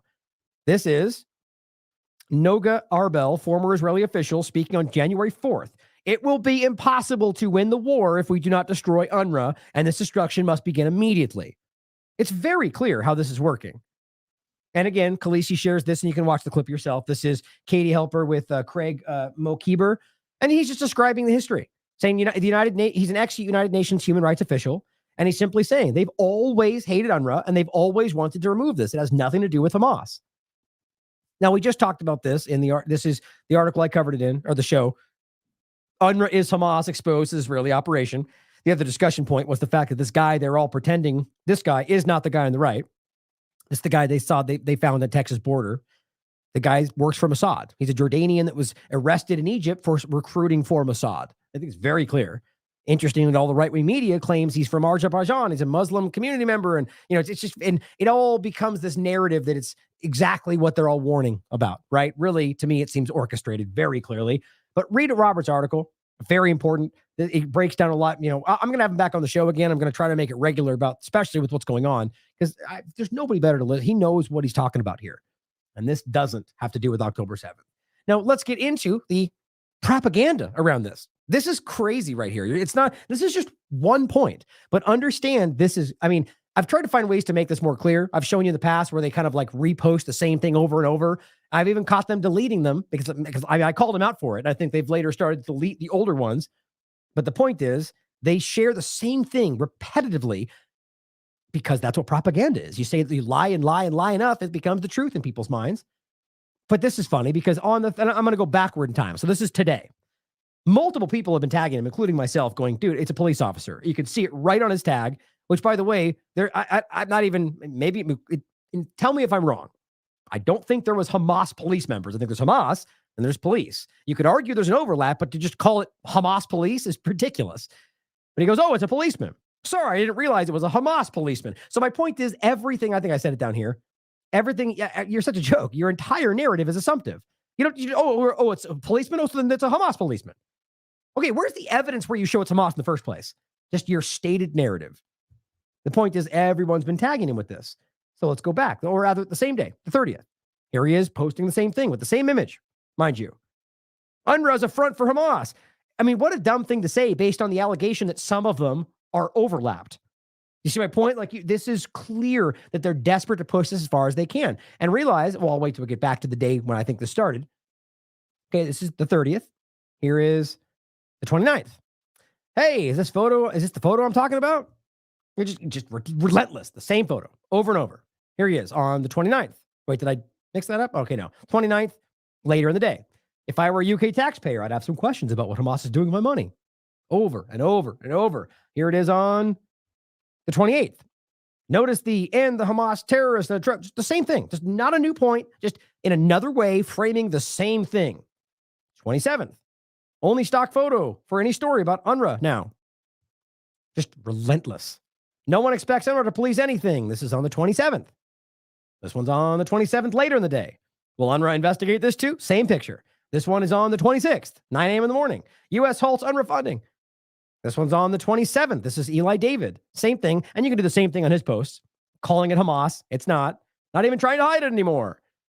Right? Just on and on and on. Guys, you could do that with basically everything they do. Look with Hen Mazig and all the rest of them. They just regurgitate the same things. And let's not forget, we just talked about this app that apparently they're all using that just types in for them.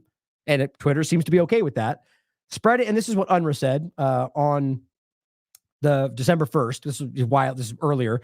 Just spreading unsubstantiated claims about UNRWA must stop immediately. Making serious allegations in the public domain, unsupported by any evidence or verifiable facts, in support thereof may amount to misinformation. Yeah, you think? But of course, the Zionist influence over community notes comes in and goes, the claim's been documented forever.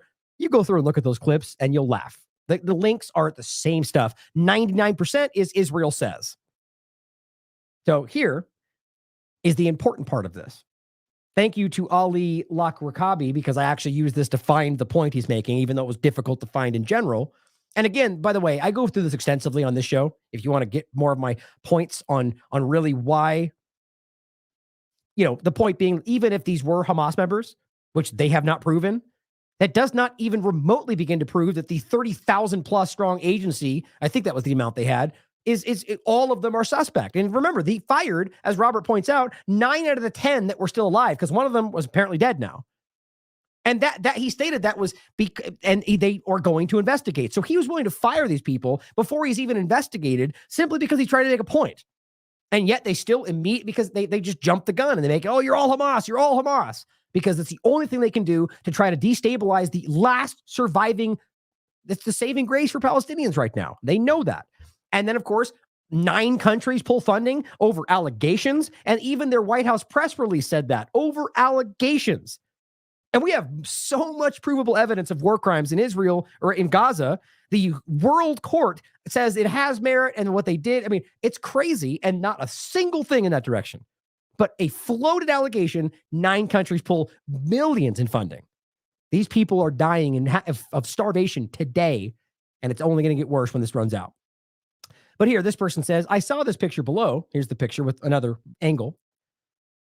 Posted everywhere today in Israel. I don't see the date on here. That the 10th is this post, but I forget what date he posted this. Doesn't say. Actually, I should have done that. I should have found his post, but I found the one that he's referencing.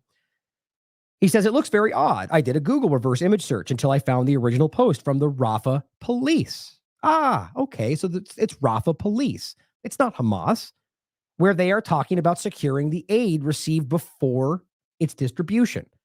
Please share. They're using this lie as proof to defund UNRWA. So this guy posts this, right? Of course, he doesn't put the actual link because then you could look into it further. But he goes, oh, Hamas police says it's securing the aid. Let's take Hamas's word. Like, that's pretty desperate. So you literally give evidence to suggest this is not even the location you say that it's in, and ultimately that it's a police member that you can prove, and it's from a time before you said it happened, and you just go, oh yeah, take Hamas's word. Like, I'm actually surprised they even respond to that, because pointing it out seems pretty stupid for Elon Levy, because I'll show you why. Here is the post from January 29th. And it shows you, and this is not the original post he's talking about. It's a post that's showing you this information. And it goes to this post that he is referencing from January 8th, which it shows you the people we're talking about. This is the guy we're discussing, right? And I'll go through this. I'll go through this afterwards. So here's the original post. Intervention and maintenance of the system accompany the technical teams to set up stolen power lines inside the IDP shelter. The intervention and order forces accompanied by technical teams, the warehouses of the relief agency and refugee operation in Rafah government. In the task of controlling the removing unlawful intrusions, blah, blah, blah, that's really the main point. The Refugee Relief and Operation Agency commended the efforts made by elements of the intervention forces in follow-up and uncovering all the fake lines and on and on and on. Bottom line, the obvious that this is a policeman from Rafah in January 8th. All right, so they're talking about this almost 30 days later, right? Because they grabbed an image they thought would manipulate people and pushed it forward. So here's what this account is saying, translating this. It's saying, that is not Hamas. According to Rafah police, the blue urban camouflage uniforms are from UNRWA warehouse security force. So literally the uniform of a policeman in the Rafah area from UNRWA. What he holds in his hand is not a firearm, but a tonfa-shaped baton, which is obvious. The intervention, and then he just cites what it says for the actual post. So here's more going forward. Saying, according to Rafah police, the photo shows members wearing blue urban camouflage uniforms, and it's described as the UNRWA warehouse security unit. And this goes over the same things we were just showing you before in the other picture. And then it just goes further, saying this is a baton, because some people are saying otherwise. Yeah, same link. This bearded man often appears the Rafah police Facebook page. You could look, just reverse image of it, all over the place. And the last one, the important one, Rafah police Facebook page. There is a photo in the January 9th post. And again, we can go back here and scroll back, but I don't know how much, how far. Let's see. Just want to grab one. Some of this I should have done before. I just was, we had a, oh, come on. Now it's not going to load for me. Of course. Gosh darn it. Well, it's there for you. Look through it. It's obvious. I mean, I think it's very clear. So this is the person. First of all, much clearer to see police. And it says there's a photo in the January 9th post where the unit badge can be identified. Police on the right chest, police in Arabic on the left chest. The large round patch on his left shoulder that you can see very clearly is police, is the Rafah police. The emblem on that hat also says Rafah police. You can't call this bearded policeman Hamas. Now, you could try to argue that he also is Hamas, but you'd need evidence for that, not just that he's in fatigues. And yet this whole story has expanded, and now the best they can do is go, oh, it's a Hamas security guard. Like, they're pathetic. And yet Biden and the leaders of the free world will just goose step along with this. It's crazy to me. And he knows this. Again, the starting post, people have called him out for it, and they just don't care. They try to continue to propagandize. Now here, this guy is a Israeli tour guide. Surprise, surprise. He's stepping into this. Here's something you don't see every day, basically showing you the same images. And again, showing you the Hamas leadership, who, by the way, is in Qatar, who is rich because Israel's funded them and are clearly keeping them safe as their protected entities in Qatar, while Qatar works to mediate, which they continue to ignore. But another angle, just showing you the same stuff, which, by the way, gives you more than enough evidence to prove that it wasn't Hamas, but they don't care because it's about towing a line. Now, here's the best part to show you just other related concepts. So as they lied about this, if they're using artificial intelligence, facial recognition to just tell you people are Hamas and getting caught lying about who they're rounding up and how they're rounding them up. Here's a couple examples. This one relates to both discussions. This one, first of all, is the same thing you've been seeing. So they're desperate to drum up some kind of evidence, right? Because they don't have any. And this is the same thing you got with Shifa and everything else. Guess what? Breaking story. The truth of Hamas embedded in UNRWA has been in plain sight, they tell you. On January 7th, apparently they didn't want to tell you until about 25 days. Released this footage on an IDF raid on a house in Darja Tufa, where they found, guess what? A suicide vest. Even though I've talked about what that really comes from, Hamas military kit and Kalashnikov rifles. And guess what? An UNRWA membership card. Of course. And guess what? They showed you in real time? No. They give you this weird where they've learned their lesson about accidentally filming things that later blow up in their face. So they fuzz out everything but what the one, it's just so pathetic. And guess what? They've aligned it for you right there on the ground. How perfect. Here's a vest. Here's a gun. Here's a badge. Doesn't it prove everything? Aren't you convinced? Now, to be clear, of course, this could be the case, but they've been caught even by the BBC arranging these things, altering it from person to person and acting like it's exactly, and then cutting the video. You know what I mean? It's all blurred out. Why is that? Why would you blur that out? Just in case something later reveals that you were lying, probably. Like, or whatever it was right there seems to be something I don't want you to see. It's blurred. I don't know why. Hamas jacket. Sure. Vests and knee pads and military gear. I mean, this is the best they can do. Certainly could be. But since they've lied about 99% of what they've done, I don't believe it. And here's another example just to show you how cartoonish this has gotten. This is, of all people, CNN.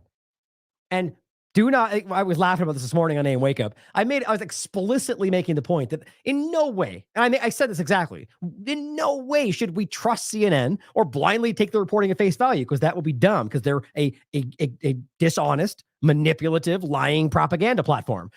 Nonetheless, just like with any form of data or information flow, you should consider it. Consider what's being said, consider how they might be trying to lie to you, and consider whether the truth may just be advantageous for them, just like any other circumstance. In this point, I think this is what's happening. I think what we're looking at is the reality that these platforms have lost everything, just like Biden has, and are desperate to win back some support. And you know what? It'll work to some degree, because they're pointing out something that is a lie, in my opinion. So I'm going to point to it. Not saying, good job, CNN. I think CNN's doing this for their own interests. But regardless, it is true. So the argument of the people that would say because CNN, you should dismiss it, would ignore things that are real just because they're using CNN to put it out, or that CNN does it in their interest. Consider that it's false, but question everything means also consider everything. I just think it's hilarious. And I said pretty much just that. And in the chat, they were like, Ryan, just adore CNN. It's like, God, people are so stupid. But here is CNN reporting that they're lying to them in real time about what they are seeing. It's just hilarious that they're getting caught in every single angle. We're asking the general if we can actually see the shaft to the tunnel. But the answer is no. So? There's all kinds of machinery which I don't want you to take pictures. So first of all, he says, I don't want you to take pictures of this machinery. That's weird. What does that mean? Did they dig this out? Probably. Did they make the hole and then show it to them? Who knows? But either way, first answer is, well, we don't want you to see all the machinery or take pictures. So he comes back with, well, we won't take pictures. The security might fall. But what about if we don't film it? We just look with our eyes. You might fall in, the whole thing can collapse. So you have to. So no, you can't even go over there without your camera, because, you could slip and you might get hurt. In a war zone.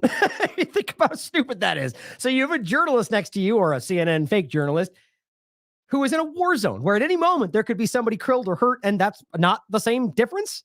I mean, come on, nobody buys that. You could slip. Everybody knows what's happening here. The edge is not secured. It can collapse. There's machinery, so on. It's not something I'm going to take a risk on. Sorry. The Israeli military later provided this drone footage showing the tunnel shaft we entered or a hole in the ground. Another one nearby. CNN geolocated the footage using this satellite image. This outline shows where the cemetery once stood, and these are the two tunnel entrances clearly outside the graveyard. Right. So it's simple as that, to show you that they're lying about these holes they show you in the graveyard. The point is simple. I think this is about, one, destroying anything sacred, to people that they hate, as well as creating the, creating this, setting up for the settlements that are going to be coming.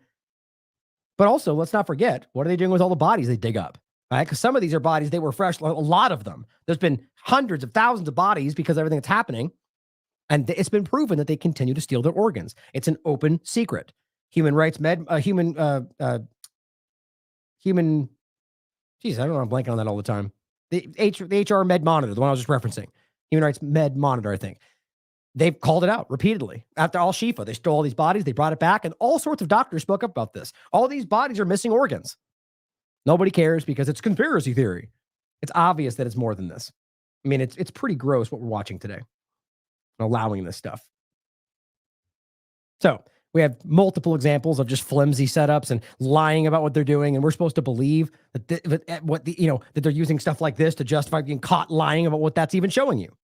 Let's not forget, by the way, I'll include these. We talked about this in September. Revealed that Israel's the one that built a command center and the tunnel system under Al-Shifa. I mean, it's right in Wikipedia, and then right after we did the show, they deleted that and then put it back. It's like, so it's very clear that they're listening to what's being discussed. The point is, I'm not saying necessarily Israel, but whoever was interested in covering that up. But it was a fact, and you can prove it. Even the ex-Prime Minister Barack, who said, I forget his first name. Anyway, he came out and said that they did, and that was something Israel built. And the point I made was they did that while it was an active hospital. So that's your human shield example right there. They're the ones that built this. And on top of that, they then later get caught lying in what they show you, right? This is supposed to be the command center. They didn't find what they claimed was there. Now, lastly, the point about hostages. Like, I just really want the average person to understand how important this part is. Their whole claim rests around the idea that they're trying to get their people back. And that somehow bombing where there might be is the answer, even though it's very obvious that they've been killing their own people almost systematically. And it's been admitted to by everybody: tank drivers, helicopter drivers, security heads at Kibbutz Be'eri, people that were there, people that were taken and then brought back. I mean, it's everybody. It's crazy. Colonels have spoken up and said, yeah, it was mass Hannibal. And since then, they've killed, what? On the record, at least 6 of them: poison gas, direct shooting.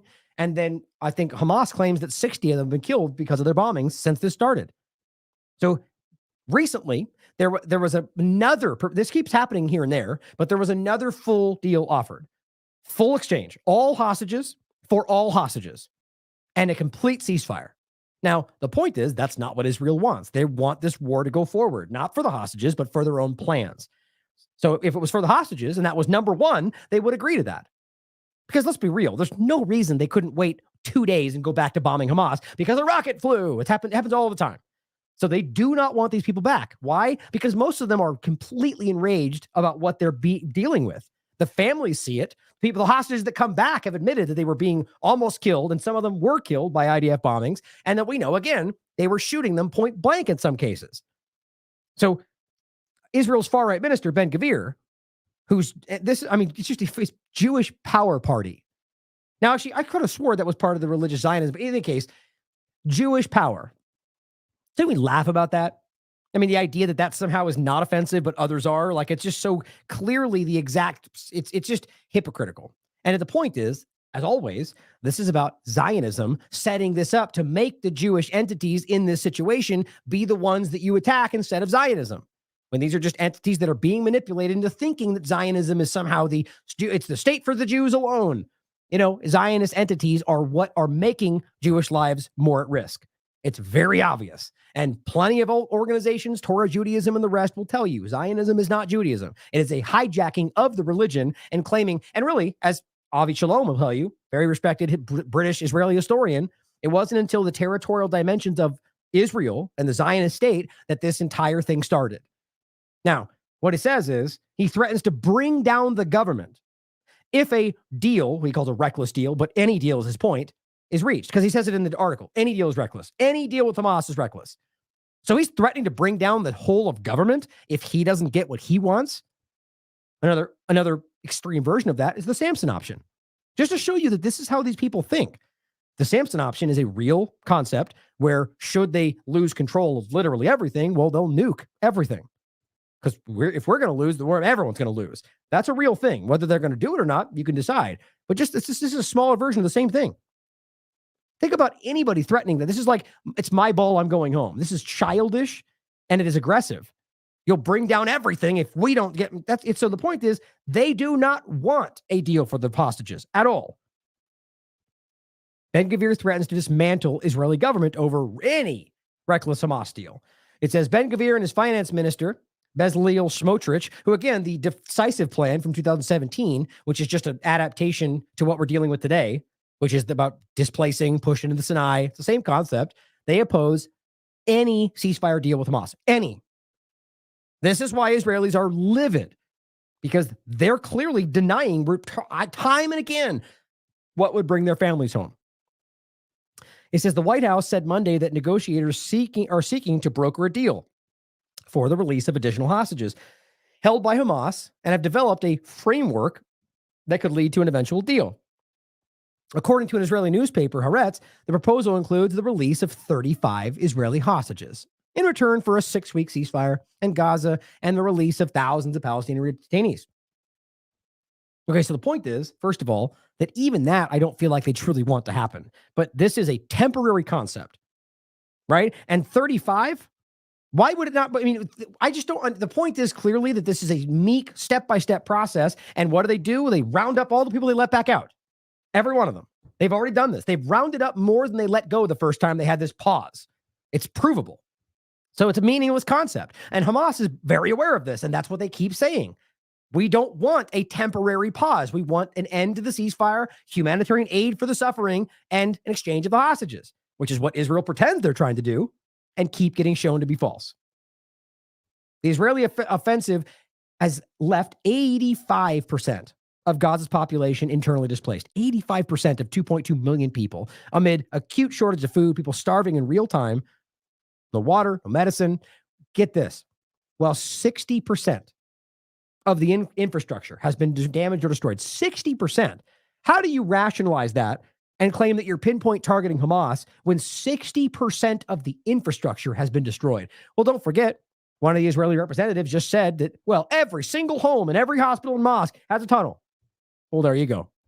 Just blindly take their word for it and pretend that everything's got a tunnel. And even if it does, how do we know Israel didn't build them? On the top, the point is that none of this has been verified or proven. It is just floated narratives and human shields and Hamas everywhere, while pretending you're not trying to kill everybody, but claiming everyone's targets.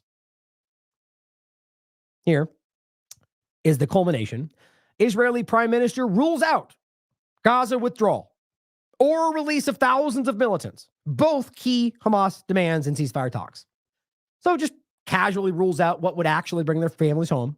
And I said, in other words, the Israeli government continues to not accept the offer to receive all of their hostages back, instead opts for war. It's really no other way to understand that. And here, again, was what Israel keeps saying. While you're at home with your loved ones, these Israeli women are being held hostage by Hamas, hidden in a cold, dark tunnel or room somewhere in Gaza. Right? But yet you're bombing all over the place. Despite that, doesn't that seem ridiculous? They could be your daughters, your sisters. Well, they're all IDF members, so that matters, seeing as how that makes them legal targets in what you've created. But the point is, they've offered to send them home numerous times.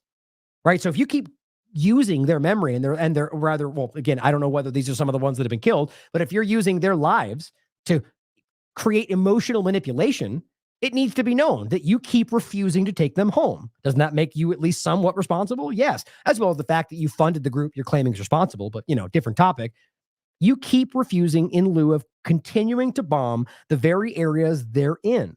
Now, that's if you're not shooting them dead in the streets as they surrender or killing them with poison gas. You saw this one. Here's the other one. The mother herself spoke up and says the report she saw says he was killed with poison. And they've even admitted that to a degree. Their own people. Now, here's what you're seeing. These are the families of the hostages. And they keep doing this. They're storming the Knesset and they are livid. And we're supposed to pretend that we're all fighting against, that they're fighting for these people when their own families of the hostages don't believe that?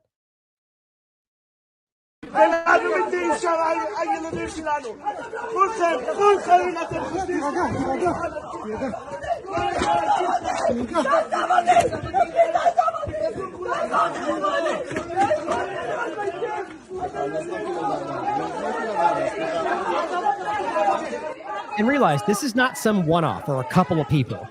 This is like a massive pushback. They want Netanyahu out of power.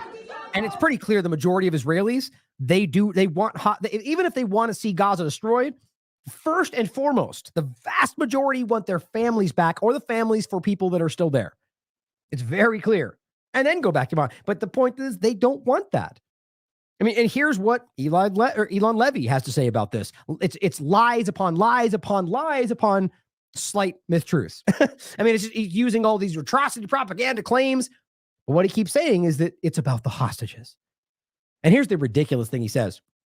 My challenge, he says, to pro-Palestinian protesters, take a selfie at the next protest, holding a sign saying, I condemn Hamas for raping Israeli women and girls. You know, the thing that has been shown to have no evidence behind it other than insinuation and provably false pictures and all sorts of other false stories they keep pushing on you. And they just keep going with it because they're desperate. They have nothing else to do. He says, and I will personally donate $10 or 10 pounds to UNRWA and publicly apologize for calling you an apologist. So you're going to donate to Hamas if we say Hamas raped women. Does that make sense to anybody? It's not a joke. Like he's saying this publicly on the LBC. It's just like, I don't think you've really thought most of this through. So that means you're willing to support Hamas if we say Hamas rape people. That shows you that you're buying people to support your narrative. It's pretty embarrassing. Here's what he says. There's a lot of lies in here. Anyone, but that's the problem, because anyone who is demanding a ceasefire that leaves our hostages in Gaza, you know, the ones they keep refusing to take back, right? And the ceasefire itself does not leave them in Gaza. The ceasefire they keep refusing is what would bring them home. Like you have to understand that, like inherent from the moment he opened his mouth, this guy is a blatant liar, and it's provable. But yet they just stand up on mass media and say the lie. It's crazy to me. We just showed you the discussion points from that mediation. They wanted a full exchange. And he comes in and says the ceasefire would keep them there. That is just desperation. I mean, I don't even know how else to explain that. But the point is the ceasefire is not going to do anything but bring the people home they claim they're fighting for. And what he says here, anyone who's demanding a ceasefire, right? So most of Israel, right? Jewish Voices for Peace, all sorts of groups all over the world, maybe save for the belligerent maniacs like Ben Shapiro and the rest of the people but you have to understand, guys, the ceasefire is a call that is resounding. Like around the world, most countries, most peoples, it's very clear. So he's basically saying all of these people, including most of your people in Israel, are don't want their people back? I mean, you can't even make sense of this when you really think it through. Ceasefire that leaves our hostages in Gaza and Hamas in power is saying that the rapist who perpetrated the October 7th massacre, of course, the rapist, based on an allegation that has been proven to be riddled with lies, and there is no forensic evidence, there's no way to act. And by the way, still, not a single person has publicly come forward and made that claim. And all the liars that keep getting caught lying are the ones that are repeating these stories. Should get away with it. No one's saying that. It's a ceasefire. Why would you say Hamas would get away from anything? I mean, they're literally calling them terrorists. The point is, you can continue your operations the moment your hostages come home. They don't want that. Should not be brought to justice and should be left free to reoffend while Hamas leaders are telling us that they will perpetrate another October 7th and another and a million October 7th. Yeah, the leaders, the ones you're protecting in Qatar, the ones that have all the money that you guys gave them to continue to destabilize Palestine, those leaders. Much as it takes. That is the consequence of calling for a ceasefire. I understand people don't want more suffering. They want this war to go away. But when you are calling Israel to defend itself, you are saying that the people who burned whole families alive. There it is. Continuing to go back to the lies. They just don't have anything else.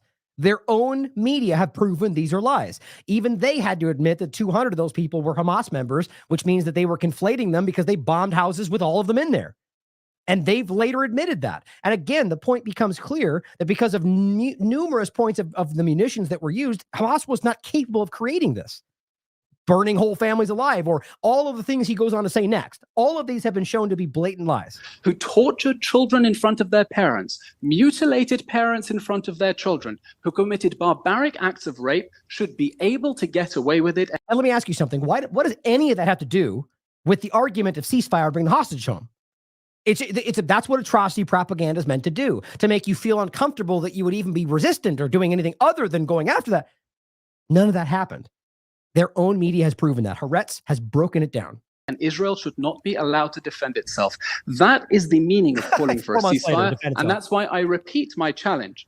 Anyone going on the protest, the next protest in London. And what does any of this have to do, what he's about to say, with what he just said? What is that? He just is spinning it into some manipulative point that makes you laugh. Like, you know, it changes the subject in a way that makes you focus on this absurd challenge instead of what he just rattled off. Who takes a selfie of themselves with a sign saying, I condemn Hamas for raping Israeli women and girls. I will personally donate £10 to UNRWA or any charity of their choice. They should tag me on Twitter at Elon A. Levy. I mean, what does that mean? I don't even understand why he thinks that's an interesting point.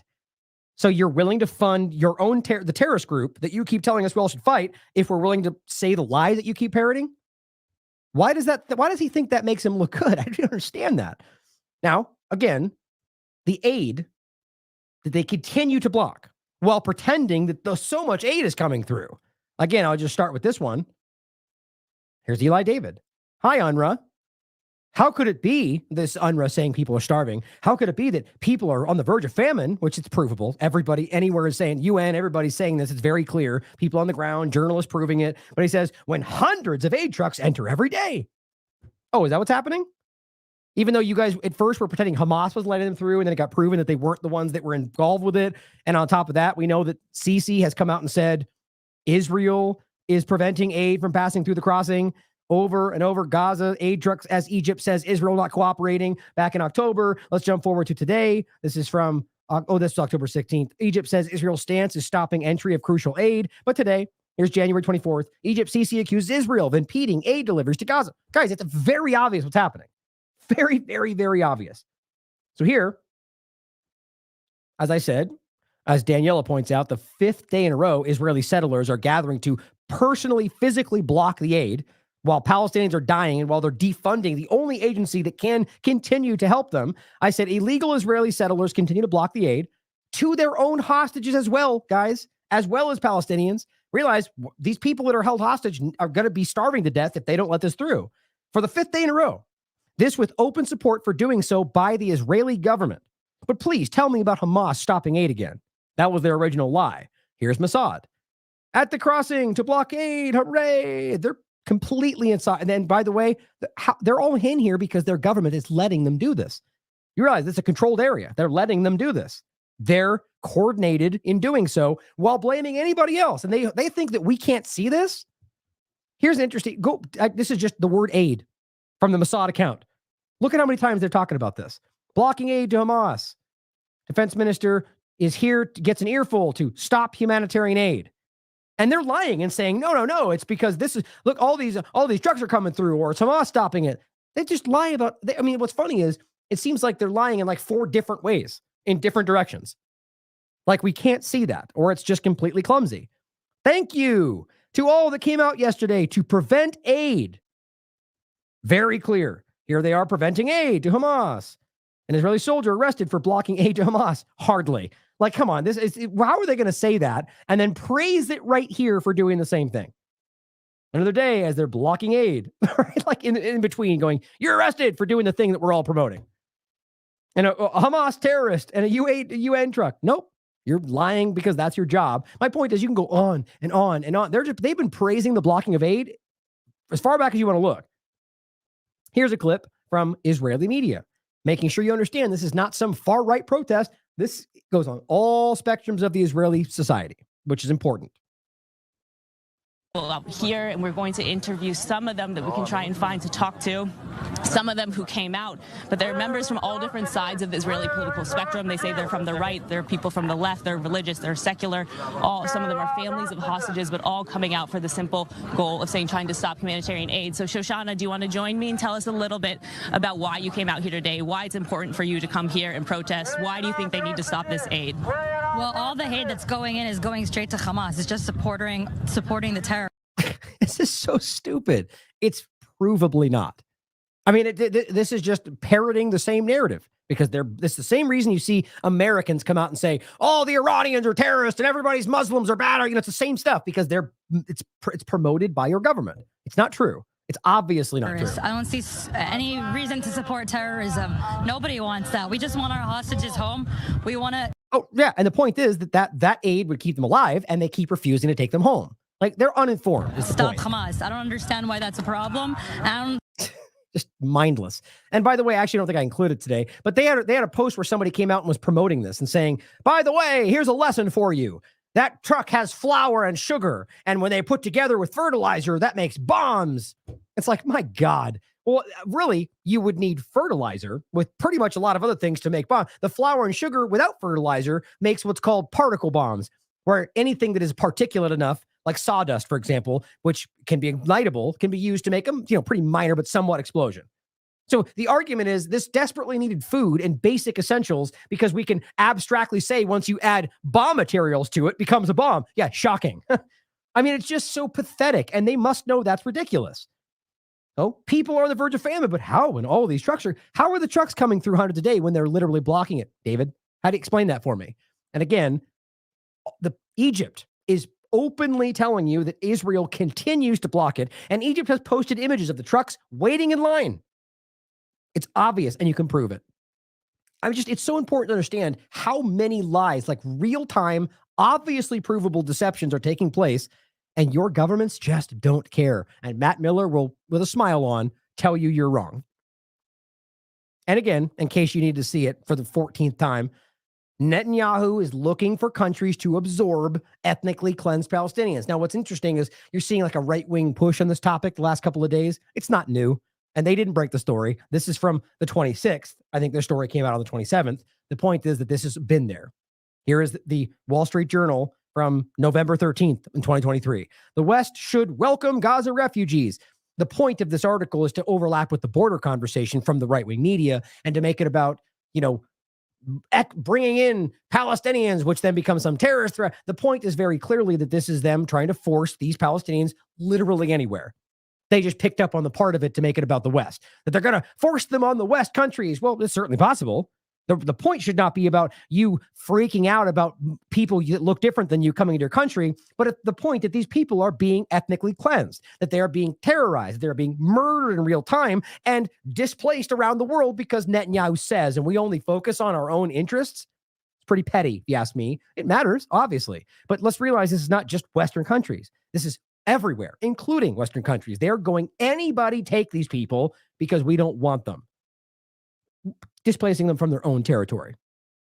And again, as many of us have been trying to show everyone that this was always the plan, and yet, even with information like this, far too many still pretend this is an anti-Semitic conspiracy theory because authority figures say so. Here are hundreds of right-wing settlers taking part in a conference to plan the return to Gaza Strip. Dancing around. This is a massive conference. You can see in the background, the location's planned out. They're resettling the Gaza Strip the moment they move them out of the way. Yet we're denying that's happening. Here is a settler who was at one of these locations admitting, no, we just don't give them food. We don't give them anything, and they'll have to leave, right? We starve to death because freedom and democracy. Arabs will move. Why do you say that? If you don't give them, if you don't give, we want to have our hostages then, right? Yeah, and they've been offering over and over and over and over, and they don't care. So we don't give them food. We don't give the Arabs anything. And if you don't give them food, the hostages will starve. They will have to leave. The world will accept them. Oh, well, the world will accept them as you guys force them out of their own territory, right? Just in case you think that was misunderstood or a one-off, here she is saying the same thing to another interview. Them out of Gaza, and we'll use different methods. One of them is not to give them any humanitarian aid. So otherwise known as a war crime. And she's talking about Palestinians, you understand. This is not a Hamas overlap. This is all of them because these are illegal settlers. But by the way, I didn't say it in the first one. It was in the tweet. But this is Danielle Weiss, former mayor of the settlement Kadumim in the West Bank, and is at the Return to Gaza conference. Countries of the world will have pity on them and take them. Right. So your point is, if we starve them to death, it'll force other countries to feel bad enough to take them so we can get what we want.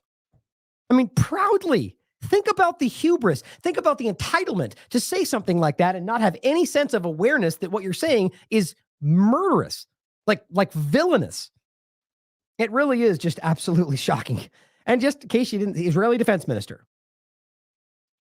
where was his name was Gallant.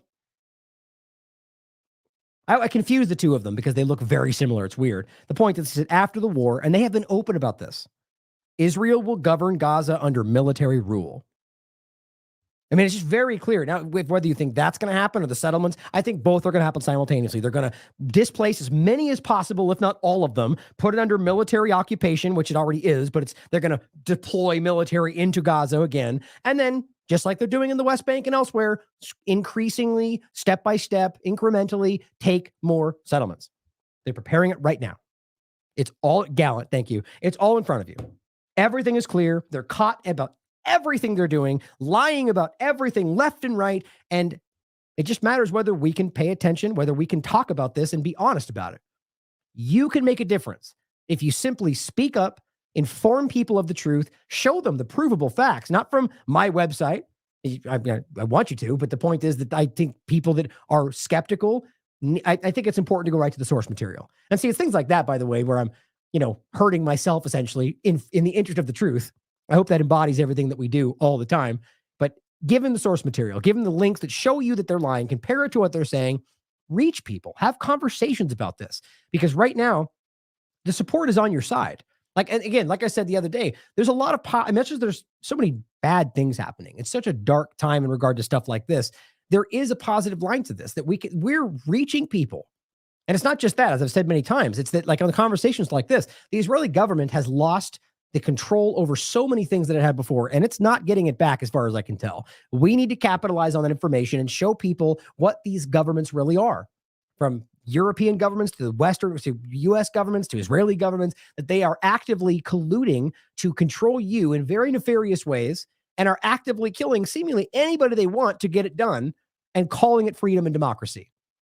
We can change that. In fact, we are changing that. And that's why this is getting desperate. So focus on the positive here, that we are, in effect, reaching a moment where we can truly change things for the better more than we already are. And this is a desperate attempt to push this further and wrap you back in. Now, be on guard for stuff like that, especially as we go toward the election. Frankly, I think the Texas border thing is part of that. And again, it does not mean that there's not real stuff happening. I talked about it extensively, but it's nonetheless being used against you, in my opinion. And I think that's what the effort will be. We talked about the Russiagate QAnon kind of concept, which I think were just two arms of the same agenda because they happened simultaneously. And both sides, what were the main points? Well, there's insiders in the government and they're fighting against the bad sides of the government. So trust them, trust the plan. And what did it do? It drove people who were aware to some degree of the lies to fall back into comfortably going, hey, we trust them. They're the good guys. We found it. We're done. Go back to sleep. It's a minefield.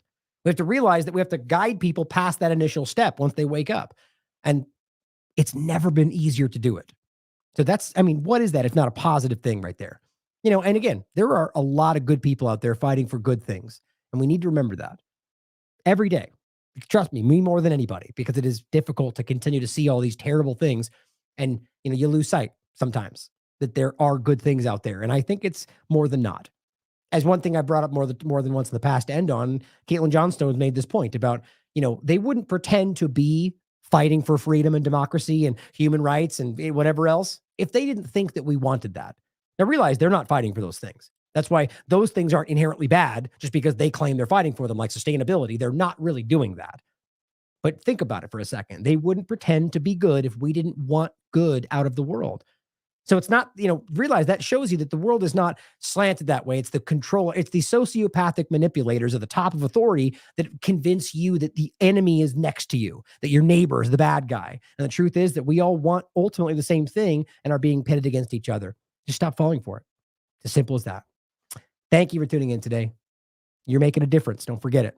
I love you all. As always, question everything. Come to your own conclusions. Stay vigilant.